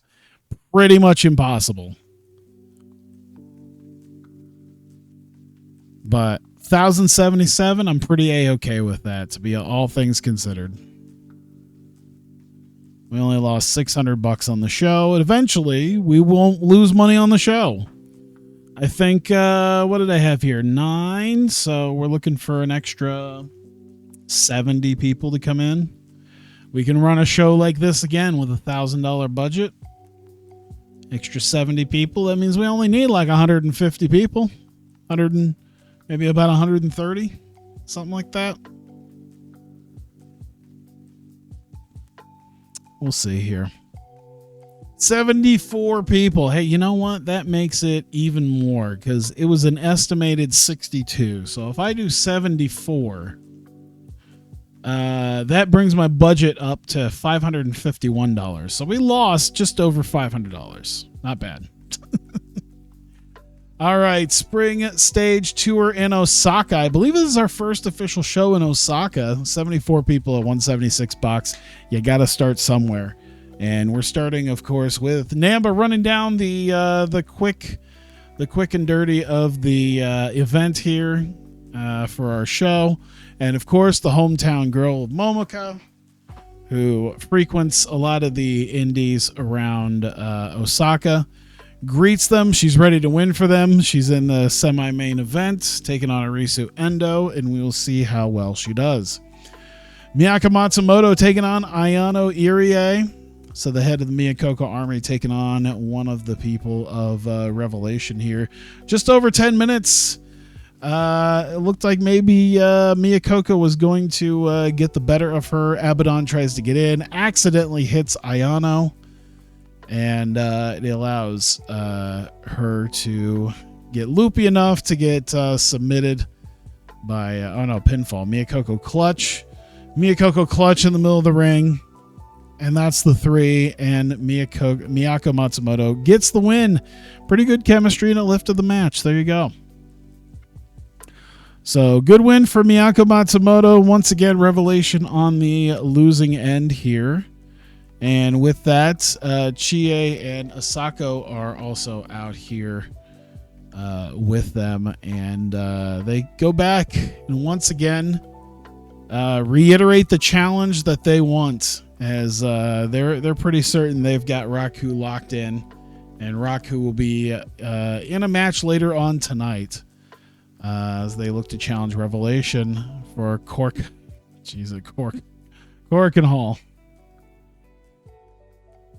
So we get to our next match, which Miyakoko Army happens to be in. So they came out for to once again reiterate the challenge to Revelation to Michiko, and for their match against Himawari and Yoshiko Hasegawa. Terrible wrestling and non-existent crowd heat. It was terrible between everybody. It really says something when Chie Koishikawa is the workhorse of the fucking match. So yeah, she's the one in charge. 7.5 minutes. Chie does get the win over Yoshiko Hasegawa. And somehow the crowd is white hot for it, though. So we're good. It does lower now. Once again, terrible wrestling, non-existent crowd heat. This time it's with Nao Ishikawa. And Yuna Mizumori was the one who carried it. So Nao Ishikawa, though, gets the win. Just over 13 minutes.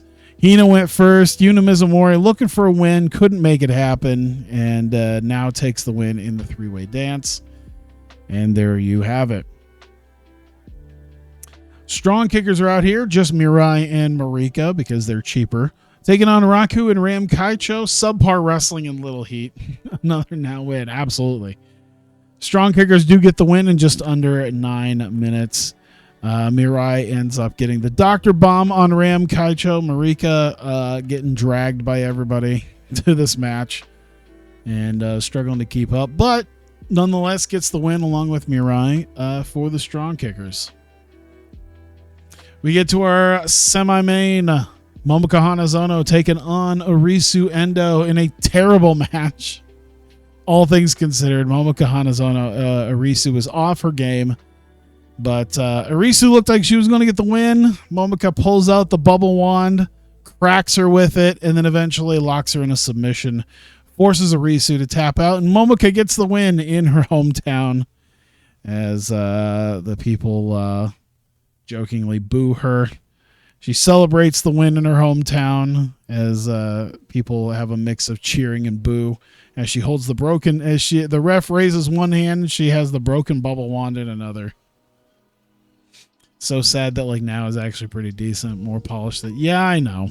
It's one of the big reasons why I'm so unhappy with the fact that they're really doing nothing with now other than consistently losing. Every time it's just consistently losing. I don't get it.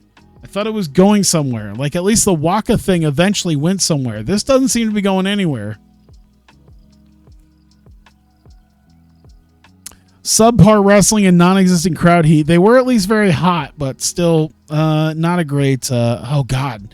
You know, with how this all turned out, I think this actually might not actually do well for us to gain any sort of popularity here. She was the only chick on the mask show to lose her mask. Was she really? Jesus fucking Christ. Either way, not even Asahi and Yuri could end up doing this. Could end up pulling things together here. As Asahi does get the win over Yuri in just over 12 and a half minutes. And there you go. Utami ripped it off. I hope it eventually leads to something, but God, can you imagine? This all just leads to nothing. This just leads to where the hell else are you going to go? Asahi shakes Yuri's hand after the main event. They both thank the crowd for coming out, and they do plan on coming back to Osaka. And there you go. It increased our popularity. Okay, so yeah, even though it was a shitty show, it was a good enough show for what it was because the popularity here is low. I think even like a pretty decent main event probably could have lifted up the whole thing. Like a one defense transitional run. Oh, having now beating Miku. I don't know if that'll happen. We lost $1,900 total. I think the show costs and everything. Oh, I thought like maybe it... Okay, so show costs weren't factored in.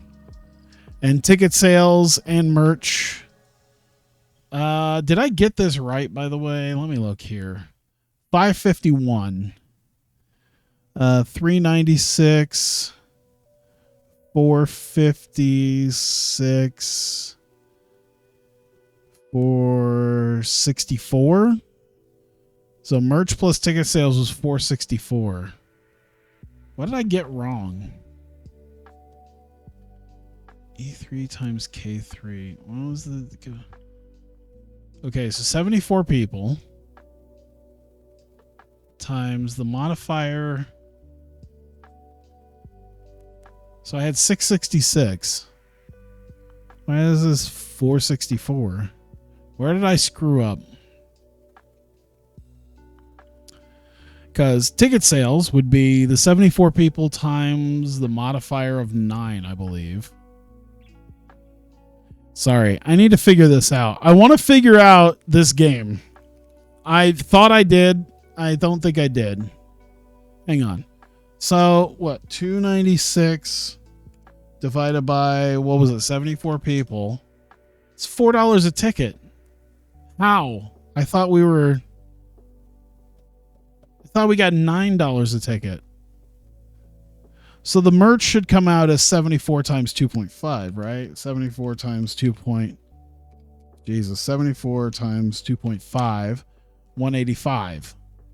So it's a little bit lower than what I thought it was. What am I missing? Oh, probably like 5% taken from some of them.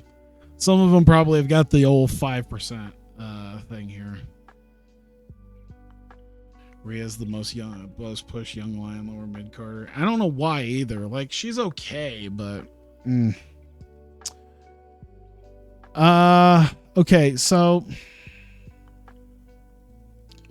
unless like some of our wrestlers get portion of the gate, I don't think that's possible. Cause like yeah, did I mess this up? No, it's 74 people, right? Did we have comps or something? Popularity recap gain, but we didn't gain a full. 296 and the 74 people is $4 a ticket. Is it because it's a lesser then? Is that the other thing too? Is because it's a lesser tier show? I didn't think it cut off half of the freaking, more than half the ticket sales. Ticket prices. Tell me about very cheap. So at a 35. Oh, that's right. No, that's what it is. Yeah, we're at single digits. I'm a dumbass. And I put our Tokyo stuff in for Osaka. That's what happened. Because we're still back here. I see what happened now. Because we were just there in Kansai. That's a 6. Okay. I already see what I messed up. All right. Very cheap. And we'll do normal. Yeah, I see what I messed up now because I forgot. I forgot that I was going into a place where I didn't have the popularity that would give me $9 a ticket instead of $4. Yeah, I mean, that's what I got to deal with. I need to put a number next to this for it to... Yeah, so we can do a 4 modifier here. Meaning we take the capacity times our current modifier of that.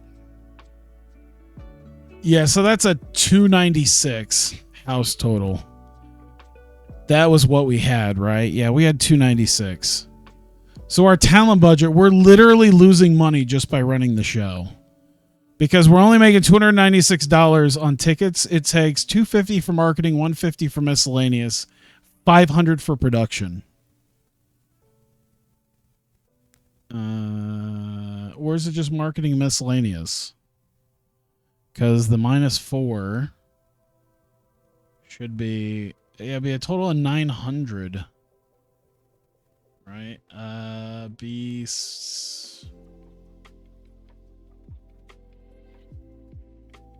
Minus, let's see here. Sorry, I want to look at this real quick. So yeah, house total. Okay, so that didn't even take into effect. Oh, that didn't even take into effect the production. So we're losing $904 before we even... Okay, so that makes more sense. Because we lost some money. And so with merch, minus 700. We spent 1,000 on people. Did we lose like 1,300 or 1,700, somewhere around there? Thought we lost 1,300. I think we might have gotten a little bit extra off of something, but yeah.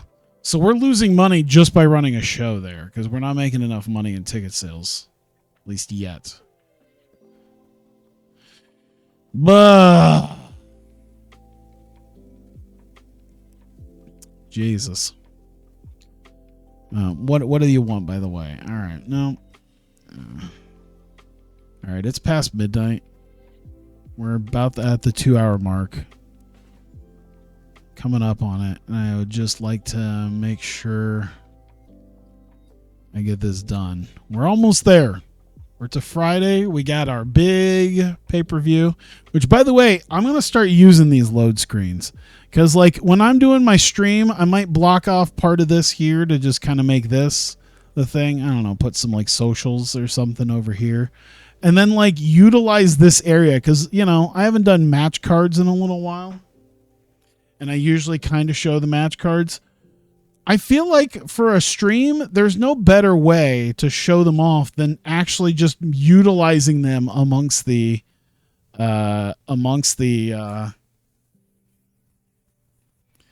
loading screens that I have. So it's not just the same loading screen. I can literally just utilize my loading screens to show off like the match cards for like the upcoming shows and matches that are happening.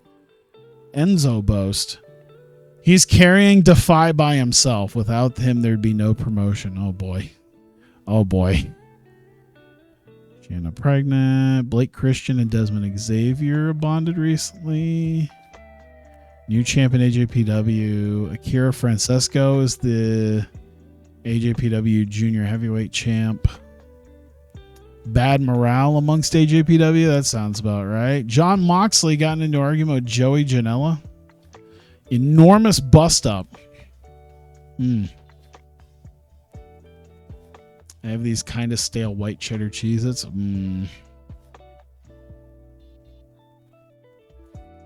See, that's the thing. White cheddar Cheez-Its are kind of the bomb, even kind of stale. Even if they're kind of stale, they're still kind of the bomb.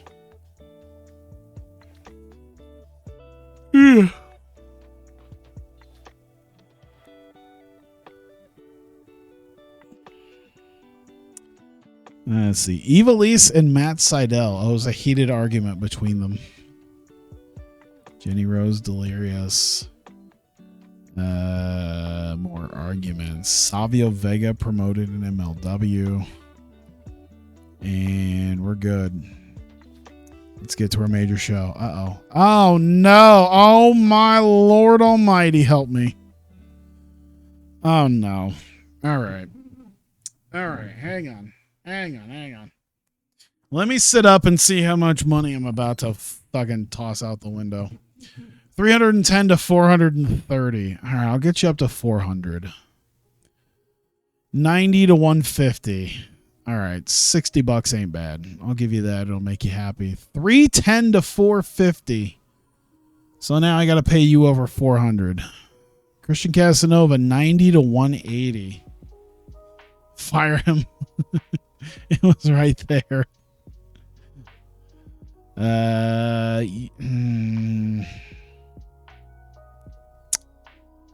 right. $22 is saving. No, I'll give you 90. 20 to 90. I'll give you $70. Samoa Joe, 530 to 740. Fuck me. That's a lot of money. Yeah. All right. Well, now that I've been shaken down by my roster, I still don't think we need him right now, so not using him tonight. Yeah, that's pretty much it. Select venue here, of course. Ooh, we're going to fill the place out. We're going to sell it out. We might have ourselves a sellout tonight. Holy shit. Oh, boy. We had a taping in front of 363 people. We're actually going to have to turn people away tonight. God damn. Feels good. We're still going to lose a shitload of money, but it feels good. You know what? We're going to spend our creative energy now. We're going to have a creative finish for our main event. A bit of a gamble, that's fine. Oh, Matt Cardona creative finish.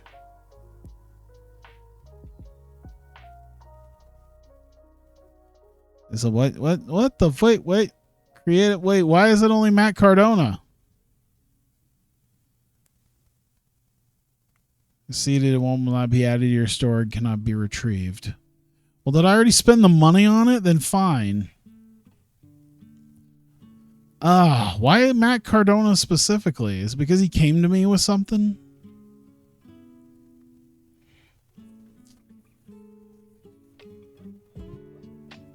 Did I accidentally hit an extra thing? I don't remember. Fine, we'll give it to the Cardona match. What do we got? Kevin Graham. No, I don't have any use for you. No, sorry, there's no spots available. Nakamura turned up so wasted on painkillers he had to be sent home as he was in no condition to work. Wow. I think I gotta suspend him for 30 days. I mean, you came up, we have our big show. You got challenged by Cardona. You're supposed to have a match with Cardona, and you came up high on painkillers. So, okay, I can't suspend you, so I'm going to fine you. Very unhappy. Small negative impact. He's been getting ribbed a little because of how much he started. Drew Parker's been influenced by Eddie Edwards. That makes some sense given the style that Eddie's been taking on the last few years. Alex Shelley's got pre-show drills. Tim Donce came to you by the idea for a creative finish. All right. Address the locker room. It's time to do some inspiration. Inspirational speech has been given. Well, gave Christian the night off, of course. Nakamura got sent home.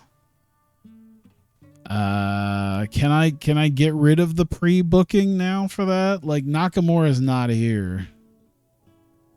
And we're going to have to move that. Oh, I can't even move it. So I'm just going to take a fucking hit for it, aren't I? I'm just going to take a big hit. People have sold this place out expecting to see Shinsuke Nakamura tonight, and we're not going to give it to him. Because he turned up high as a kite. Whoops.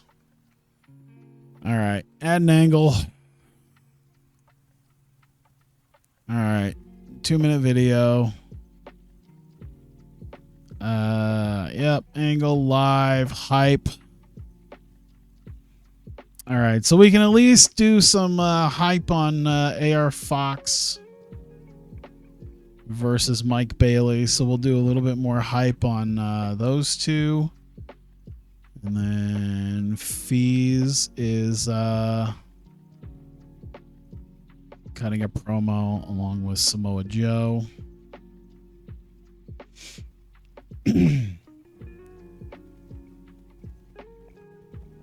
Do we have a local worker that could like take that over? Let's do like any male active wrestler. And not a negative influence.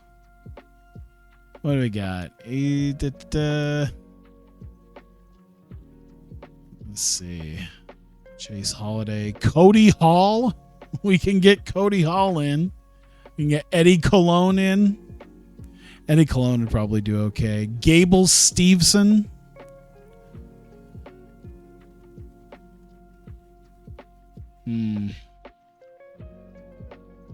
Matt Cage, Mike Seidel, PCO. We can run PCO versus Matt Cardona here.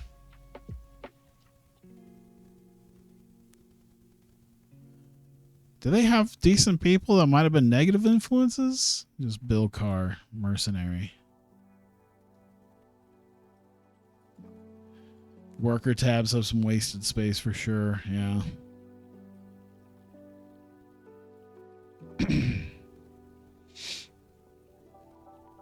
Did Knock pull a current CM Punk? Well, he didn't fight people. He showed up high. So now we might bring in somebody else. Instead of X works for Y. Yeah, that'd be nice. Yeah, Nakamura showed up high on painkillers. Now I need a guy to replace him. I could do someone in the... I was looking. Do I want to do someone in the roster? On the roster right now? Or do I want to pick up somebody for the night? And like my best possibilities are like Cody Hall, fucking Primo, Gable Steveson, and Mike Seidel, and maybe PCO. PCO's stamina is probably terrible too, yeah. I don't think they'll do stunt bumps for... They don't do stunt bumps for... Like, he won't do stunt bump. They never really do that for like things below medium, though, don't they? Is Fearless something where they will do it on a smaller show? He's in the Midwest.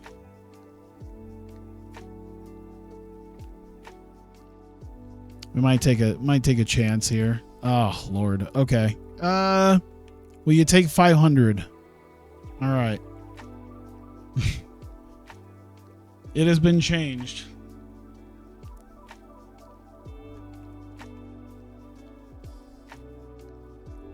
All All right. There we go. 2 minutes. Hype. We got Anthony Bowens this time actually working the crowd. Max Caster working the crowd.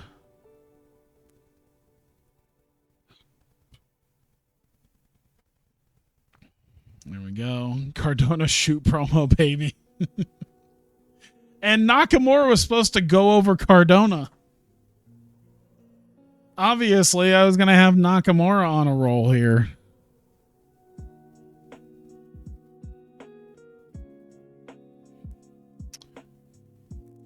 All right, let's see. Matchup.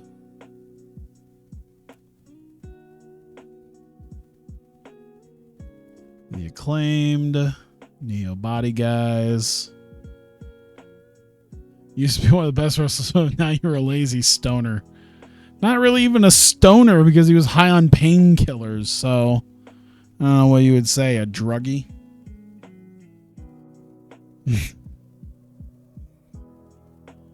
Tanahashi's working better and he has no knees. Shinsuke Hardy over here. Well, that's a curveball. It's gonna save me some money at least.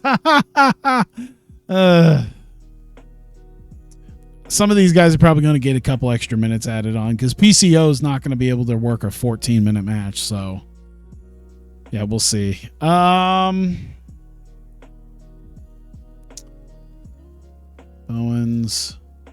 open match.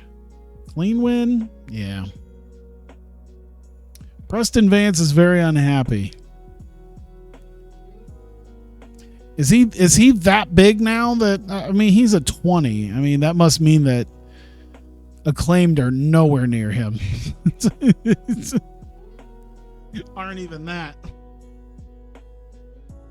I think I could talk to him.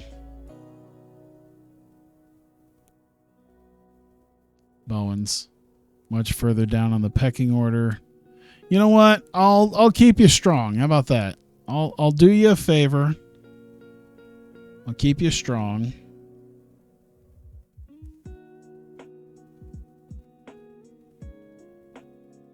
And you should be fine. You'll be okay. There you go. Things are all in just insanity right now. JT Dunn, one called Manders. These guys will probably get an extra few minutes. Dunn to get the win. Open match. Tainted win. Here we go. Throwing an angle. Angle it up. 1 minute. Generic. One called Manders character development. JT Dunn, I guess, working the crowd. There we go. Do that. Next one. That's an actual pre-booked one. Add to the booking sheet. 13 minutes total that was. We're getting Taylor Wyndham. And we'll take Xavier to lose. There we go.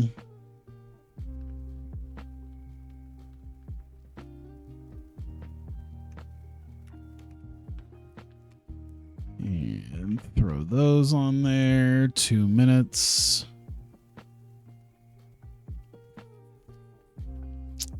Taylor Wyndham is going to be acting, I guess, as Heath and Joe Hennig have developments. There we go. Next one. Oh, not auto. Booker, pre-booker. My bad. Add that to the booking sheet. Heritage title, 14 minutes. Ty Ray. Open, clean. Done.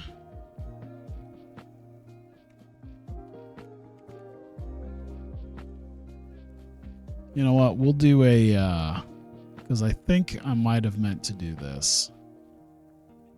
It's a clean, but it's a flash pinfall. And an angle.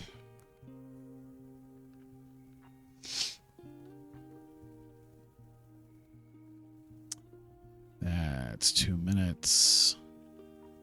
Generic. Ray, work in the crowd. Eddie Edwards. Character development. Do that. All right. 9. Segment 10.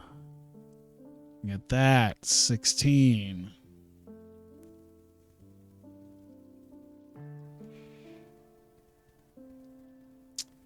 And Ryan Davidson getting the win.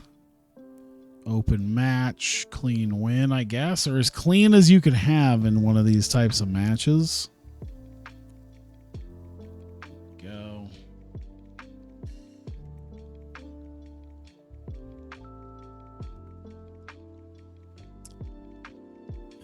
Two minutes.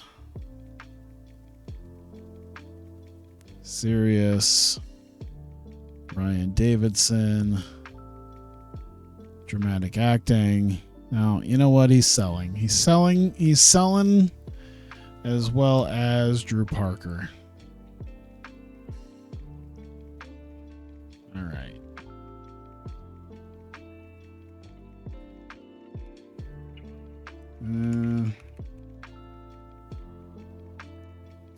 So the intermission was 10 minutes. We're just going to up it to 15 because that's generally how long they end up being anyway. Backstage, interviews, live, character development. See that show? Okay, what have you sent me?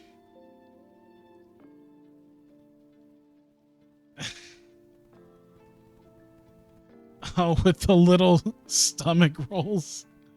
Koki's little. What is the something looks off about that picture. Her hips look a lot wider than they should be. Something looks edited on that. So you've sent me a picture just to let me know that you want to lick her her little, just the little bits of fat rolls. The little tummy fat that she has. Mike Bailey cutting a promo. AR Fox cutting a promo. Matt Cardona's going to have a few things to say. Calvin Tankman and Trey Lamar are going to have some stuff to say. We'll add Nick Dinsmore in as someone who's going to have to inform Cardona of this.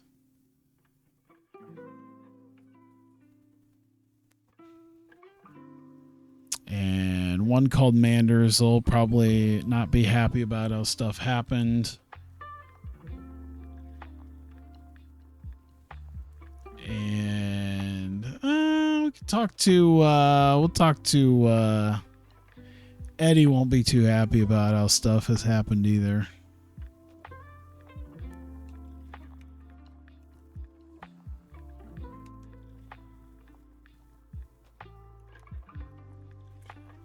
Promos by Bailey, Fox. Oops, Bailey, Fox,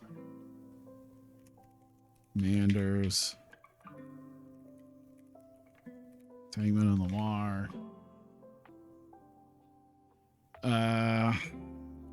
Dinsmore informing of Nakamura.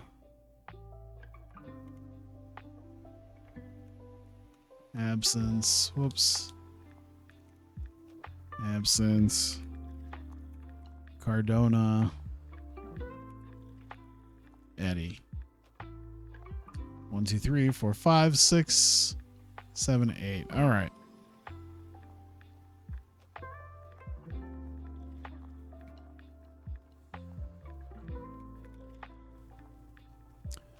It's that. Boom, boom, 1 minute in the ring. Hyping it up.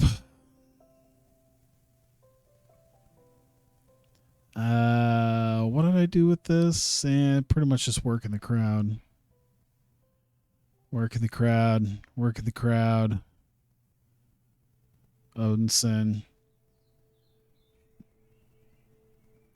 And Pero. Boom. Pre-book. Add it. Make sure the titles are on there. Tankman. Pinning. Pero. Open. Clean. There you go. You know what? We'll give these guys an extra few minutes. But you know what we'll have them do? Even if they're going 13, let's have them go all out. Just beat each other senseless.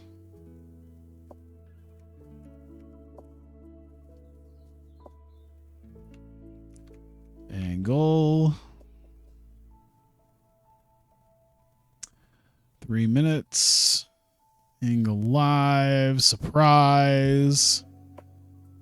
So, Calvin Tankman. Victim. Trey Lamar. Victim.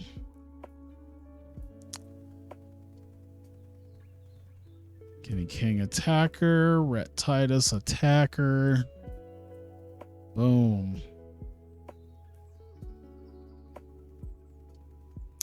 And we need a special match here. We need Matt Cardona, PCO.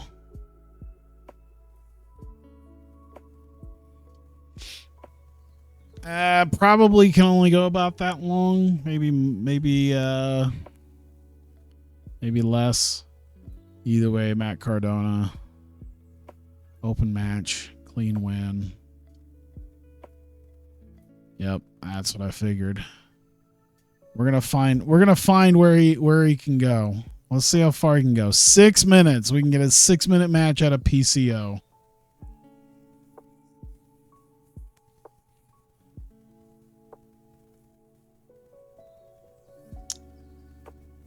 All right. Pre-booking. We have got our last bit. That goes 23 minutes. Bailey. Should be hardcore. It's last man standing. Oh, hardcore between Cardona and PCO. Probably should. I'll probably change that up. There we go. 10 count. I mean, I guess it should be obvious for last man standing. That's what it is. There we go. Title. Got it. All right. I got a 1v1 default. No. Hardcore. Let me look to see. I don't think he'll take a stunt bump. He'll take a stunt bump. Let's go. Sold out crowd. PCO takes a stunt bump. All right. Everything's good. Everything's right with the world.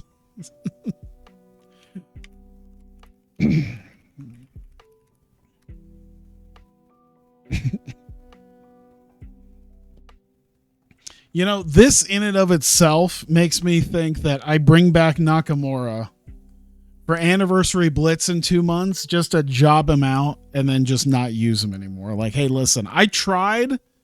Guy showed up high on painkillers. I had to change a whole ass pay-per-view for him. I'm not going to use him anymore.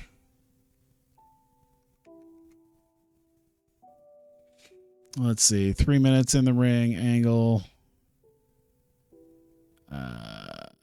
Generic. We'll do character development. AR Fox. Selling. Mike Bailey selling. There we go. 1:44. So we still have an extra 6 minutes that I can put on this. Let's see here. You know what? Special entrance for PCO.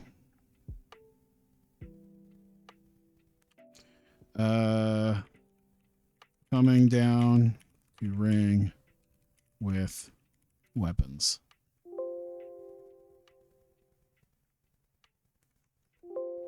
Doesn't let me do a Control A. What the fuck is your problem? Whatever. A couple minutes for that special bit. Hype, I guess, for PCO. As he does dramatic acting. That's basically what he... I mean, intimidation, I guess, is probably the better one. If he's got the 82 intimidation, I guess it doesn't matter either way. Cardona, we'll have Cardona sell it, though. We'll have Cardona work the crowd a little bit. Hey, we're making the best of this. You got to face PCO tonight. Work the crowd a little bit into believing that you were ready for Nakamura, and now you're in a hardcore match with PCO.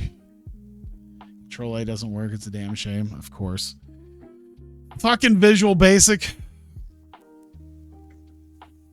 Which is weird because I think it worked in 2020. I'm pretty sure it worked in the angle thing for 2020. What the fuck did Ryland do now? Like, I'm pretty sure when you did a freestyle angle in 2020, you could Control A on it. Because that's how I would grab the angles to throw into my pre-booking sheet. I don't know what he did between, in the last 4 years that made it not work. 146. Let me see here. Nah, that's pretty good. Let's see. We'll add another minute onto this. We'll add a couple minutes here. I want to get to the nice 150. So we'll do that. There you go. We'll get to a nice round 150. 2.5 hour show. We got 19 segments. We added an extra segment, so all right.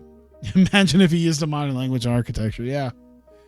I mean, I'm hoping that Pro Wrestling Sim does well eventually. It's just the downside to Pro Wrestling Sim, and a lot of people like to use it, is that it just doesn't have the things, doesn't have everything in here that I like. All right. Well, that pre-booking is going to have to go by the wayside, unfortunately. Oh, you know what? All right, first off, fuck that. We can really make the most out of this. We're really going to make the most out of this. We're going to add the creative finish. We're going to add that creative finish while we're here. We'll figure out the Tim Donst thing a little bit later. Because I don't know if I'm coming back. I don't know when I'm going to bring him back, but it's probably going to be soon. All right. I think we're good. I think we got everything. Let's get on. All right. We are here for Vertigo Crackdown 2023 major show here. For the first time ever, we have sold out Broadlands Arena. Our brand new arena, 1,000 people. It's the first time we've gotten this much. And we had to make the tickets pretty cheap. But hey, people filed in. They were excited. They're ready to see this match. We got big time matchups coming up. Show opening video to showcase said matchups. Samoa Joe and Cyrus Fees. Welcome the viewers here to Crackdown with, of course, our big main event to determine the undisputed Vertigo World Champion between Mike Bailey and A.R. Fox. We are ready to go as we open up with the Acclaimed coming out this time. They're not interrupted as they are taking on Neo Body Guys. They got a promo on the Neo Body Guys insulting them before their matchup and seem to do pretty well as we lead into our opening contest here on Crackdown. Decent wrestling, but little heat. Just over 7.5 minutes. Anthony Bowens does get the better of Jesse Goddard, and it leads to a pin and a win for the Acclaim. They seem to do pretty well here, pretty decent. I mean, they're getting up there as far as popularity is concerned, but yeah, great start. And we move on. We move on to our next match. JT Dunn and One Called Manders have been at each other's throats for weeks now. And after what Manders did to Dunn, Dunn wanted to fight him for costing him a match. And with that, just under 11 minutes, JT Dunn, Manders looked like he was going to get the win. JT Dunn cheating, low-blowing Manders, as well as grabbing a weapon to load up his elbow pad to further hit Manders and then end up getting the pin there. So JT Dunn, with a lot of cheating to get there, ends up getting the win over Manders. With that, Dunn rolls out of the ring very quickly as he doesn't want to be anywhere near Manders, who comes to it and argues with the ref at the cheating, is pissed off about what happened. Bowens' finish is called the Arrival. That's what it is. Well, isn't that what it's actually? Yeah, that's what it's actually called. It's that elbow drop, isn't it? He's the one that does the elbow drop, right? It's not Max. I don't remember. Pretty sure. Nonetheless, JT Dunn gets the win. And we get a 6-man tag coming up. Of course, the challenge was thrown down. Caster does the elbow. Okay. That's the mic drop. Okay. And then Bowens does like a standing spine buster thing, doesn't he? Is that what he does? I'm trying to remember. I haven't watched an Acclaimed match in a while. I'll be honest with you. If they're not on pay-per-view, I'm probably not watching it. And even then. So yeah, we get Effie and the Rascals and taking on the newly formed unit of the Fed, Taylor Wyndham, Heath, and Joe Hennig. Great wrestling, decent reaction. 9.5 minutes before Taylor Wyndham ends up hitting the truth bomb on Desmond Xavier, and the Fed end up getting the win. Cyrus Fees and Samoa Joe have good chemistry when calling matches together. That's really good that they're starting to get good chemistry. Immediately good chemistry. That's very nice. But there you go. The Fed getting the better end of the Rascals here on this night. With that, Taylor Wyndham clutches on to the gold ticket that he still has possession of. Heath and Hennig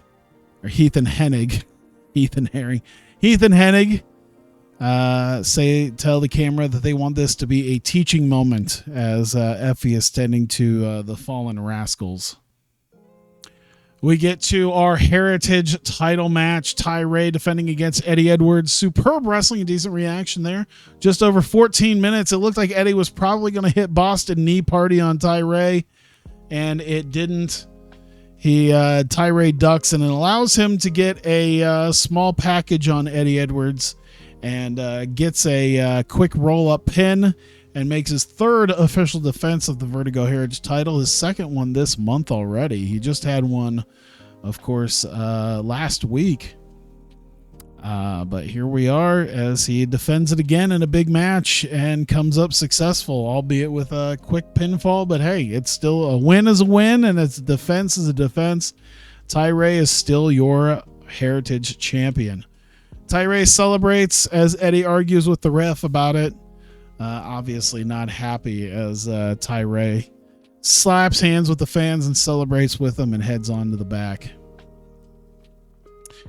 And our final match before we go to intermission, it is Falls Count Anywhere. Drew Parker and Ryan Davidson have also been at each other. This has been a fight that Drew Parker has been wanting for weeks. Ryan Davidson finally decided to give it to him. Decent wrestling, didn't have much heat, but it does go a little over 13 and a half minutes. It does wind up with Davidson frog splashing Drew Parker through a table and getting the win, as Davidson will win this match. Although he is clearly hurt, he is seemingly limping a little bit, He's very much worse for wear. Drew Parker, of course, being tended to after this match, but Davidson definitely felt it after this.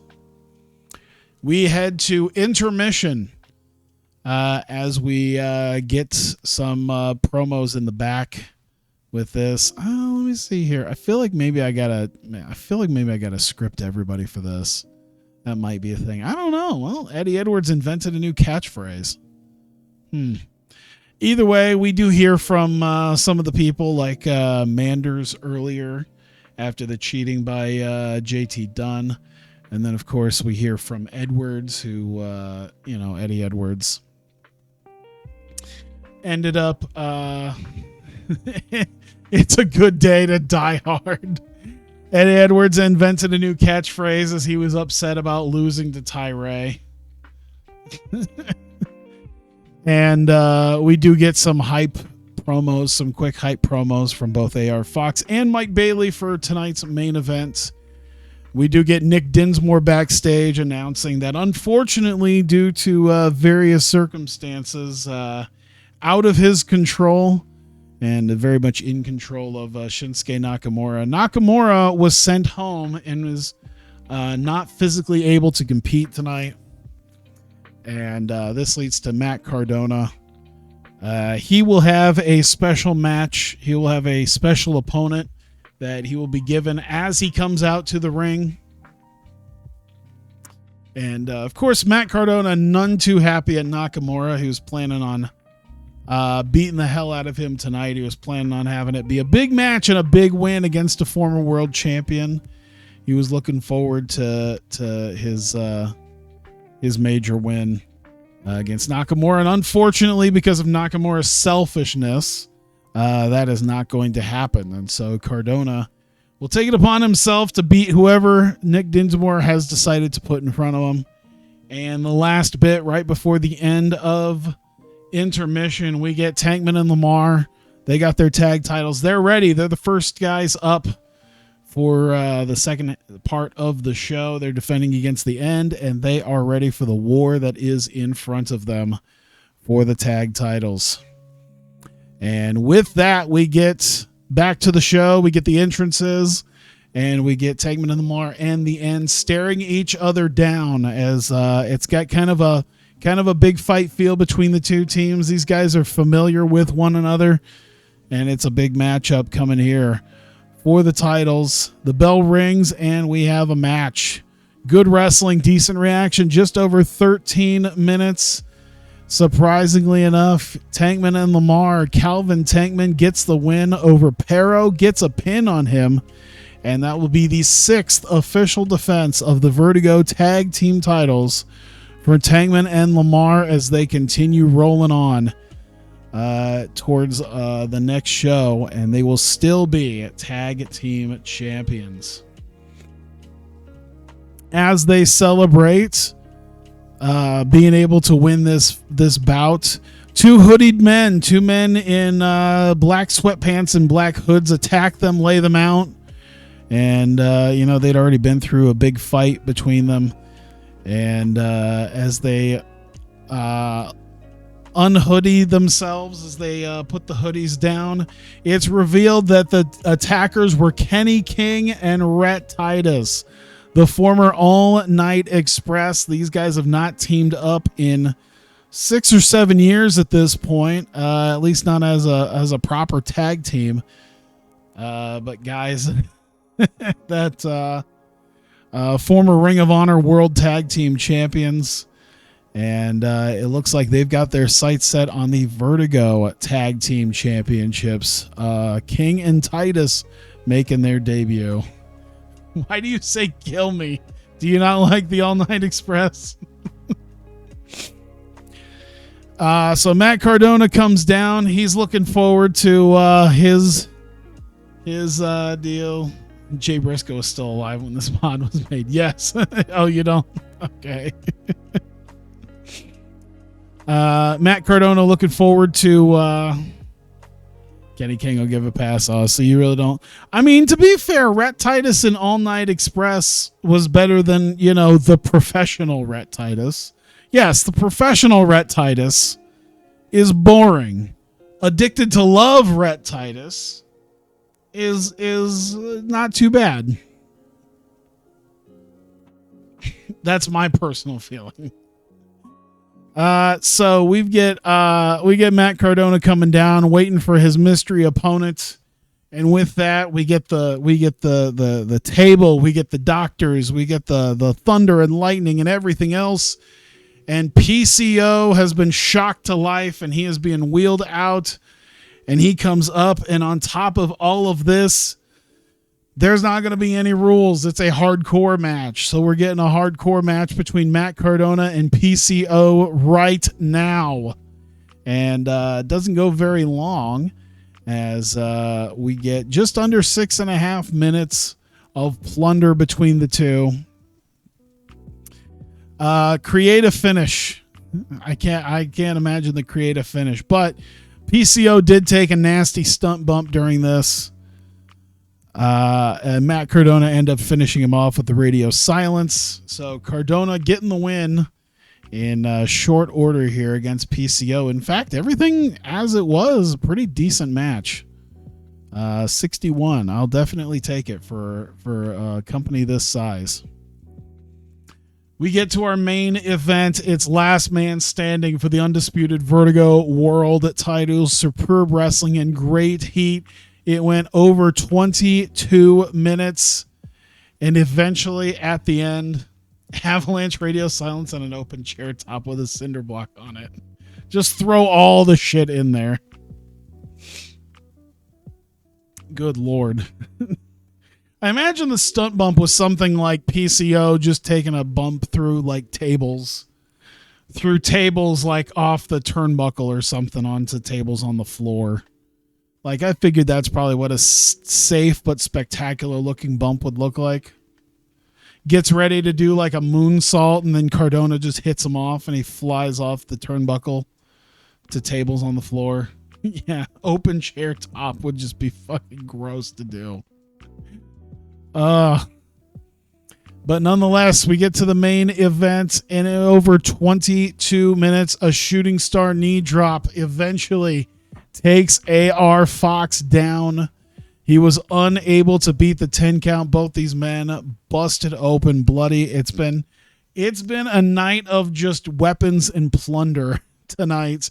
Even more so as we had this very personal fight between Bailey and Fox. But eventually AR Fox unable to answer the 10 count. Mike Bailey takes the win and his second official defense of the Vertigo World title, and officially becomes the undisputed Vertigo World Champion. Staff, of course, tend to both of them as they're bleeding, they're sore. They're both they're both hurt. They both have gone through a war. And Bailey eventually has been handed the belt, is able to have his hand raised, and is helped to the back. He's able to walk out on his own 2 feet as AR Fox is still rolling around being tended to. And that will be the end of the show as Mike Bailey holds both of Vertigo World titles high as the new undisputed Vertigo World Champion. Is able to take one of those belts away, and that is the end of the show. 55. We were penalized because very clearly weren't able to do Cardona versus Nakamura. So all things considered, not the worst. Cardona, we're going to be telling him he's awesome. Can I? All right, Nakamura's already been sent home. Oh, share the name of a crazy Xbox game. Oh, Crackdown, yeah. Can't wait for Sleeping Dogs. I think I gotta give it to Bailey and AR Fox for their matchup. There you go. Scene please, scene please, scene please. There you go. We only lost $3,000. You know what? That could have gone a lot worse. I think the fact that we weren't paying a shitload of money for Nakamura and we still get a pretty good match out of PCO, albeit short, Still got a good match at a PCO, and all things considered. Spectacular show. We didn't gain any full points. We did already gain one in the Midwest, but we gained in a lot of places, and that's what I'm happy with. It's the game now. Underrated video game.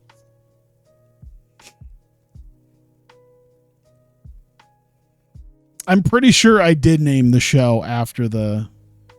I feel like I did name the show after the video game. I can't remember if I had Crackdown before that. I don't know. Sleeping Dogs could be one.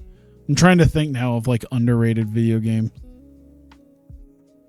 Vertigo Enslaved Odyssey to the West. Doesn't even make sense.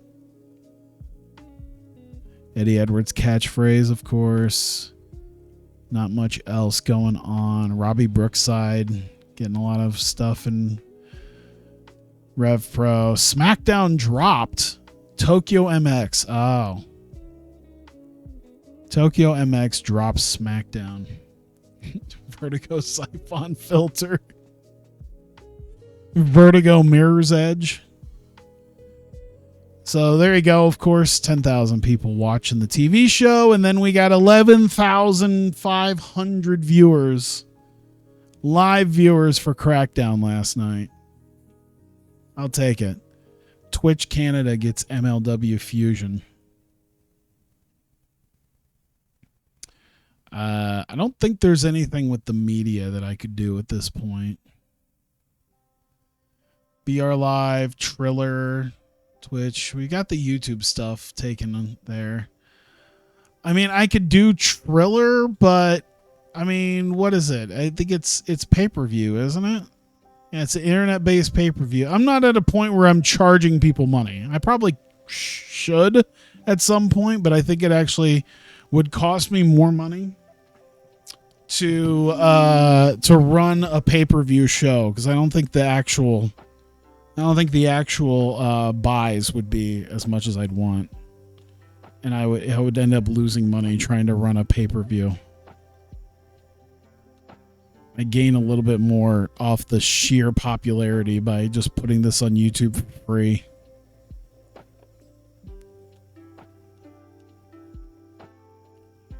There we go. Oh my God, it's almost 1 a.m. Holy shit. How long have I been at this? 2.5? 2:47. Jesus Christ. I've been at this for way too long. All right. We're in the final day. Oh, shit. What happened there? What happened?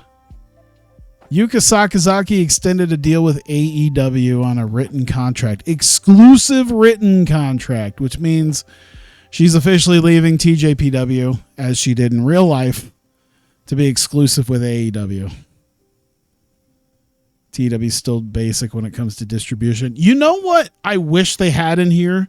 I don't know if any mod maker has done it, because it exists, but I don't think there's anything. I don't think anybody ever does it. And it is internet public. Do they do internet commercial too?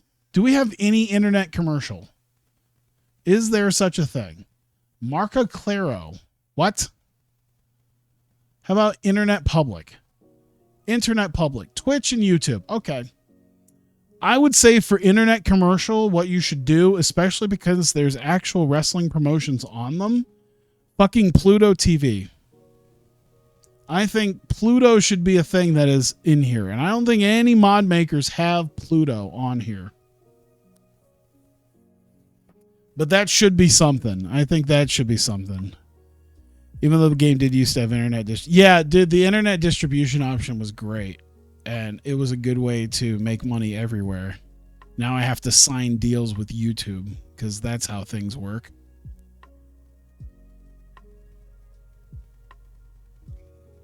And then it costs $2,500, which in reality it would cost like nothing, because you get little local indies on a literal shoestring budget that will put all their shows on YouTube. You can watch all the OVW episodes OVW does not have a huge budget. You can go watch OVW every week right now. Evil and Sonata have been bonding recently? You're kidding. Chief Enforcer Kazuchika Okada. Nakanishi's the senior road agent. Yuji Shindo's the senior referee. Jushin Thunder Liger is the locker room leader. Masato Yoshino, AJPW Champion Carnival. Wow. I don't think there's anything else. Stardom and Eve split. There's hostility there. Suzu Suzuki bonds with Ibuki Hoshi. Why is there no Suzu Suzuki face there? I don't know. Mei Hoshizuki is just burnt out. That sounds about right. When she's back, I should look into getting her. Do I have her on the short list? I do have her on the short list. I need to see what her availability generally is. Sendai Girls and Marvelous, which means she doesn't work more than a couple days a week or a month now. And K. Damian Slater, PWG new feud plan between Flamita and Trey Miguel. That sounds like a PWG storyline. Orange Cassidy and Miro. All right.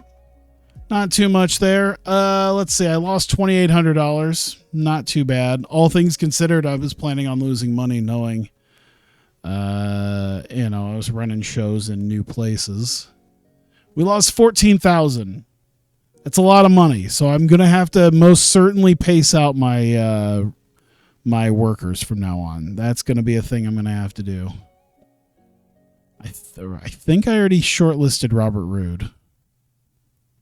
As I talk about pacing myself and not using expensive people, I'm looking at a 46-year-old $2,000 a show person.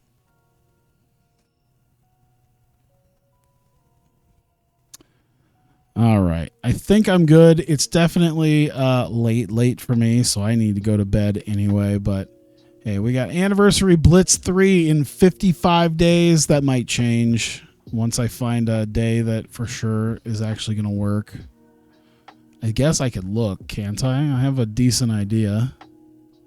Sunday? Well, Sunday does seem to work for that, so I guess we'll do a Sunday pay-per-view for that, and looks like Bailey's still going to be out for a couple weeks for this taping.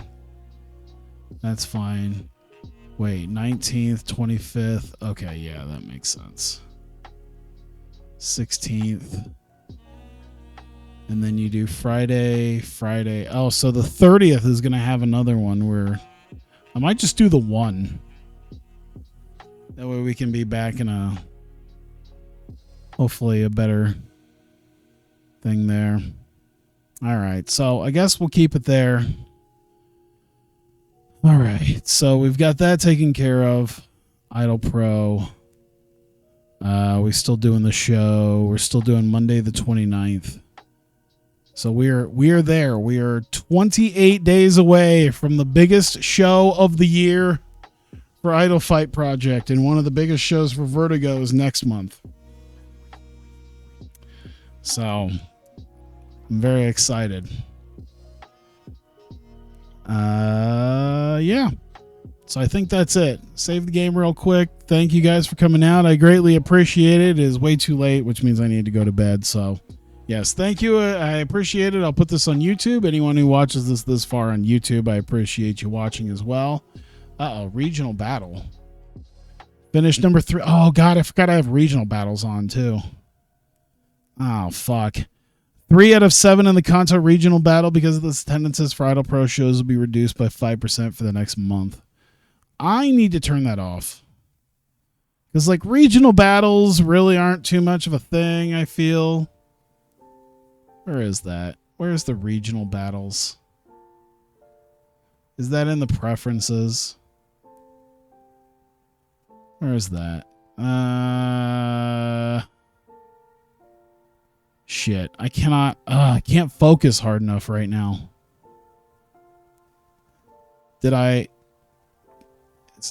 It's over here. I know it's over here. I know I'm looking at it.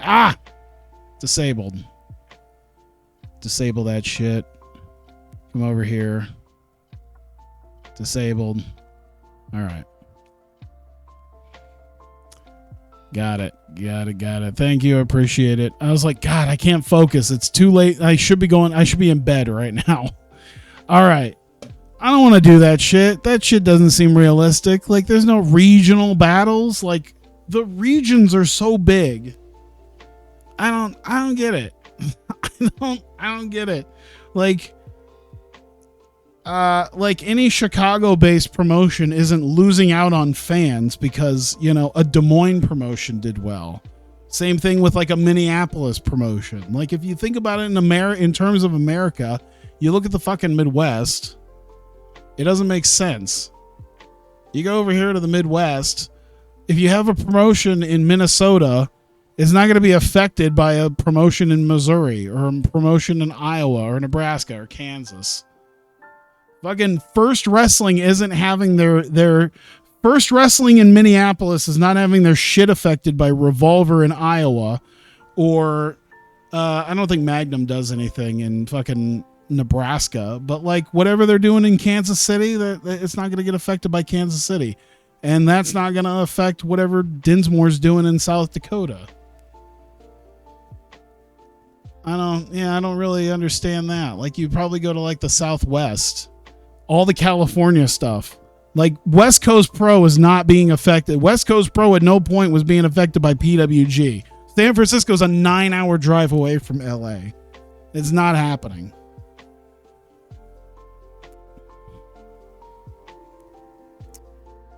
PWG isn't even around anymore, but still, West Coast Pro wasn't being affected by them.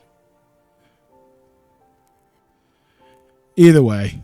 Thank you very much. I greatly appreciate you guys being here. I'm going to go to bed because I'm tired. So thank you, and I'll see you guys next time.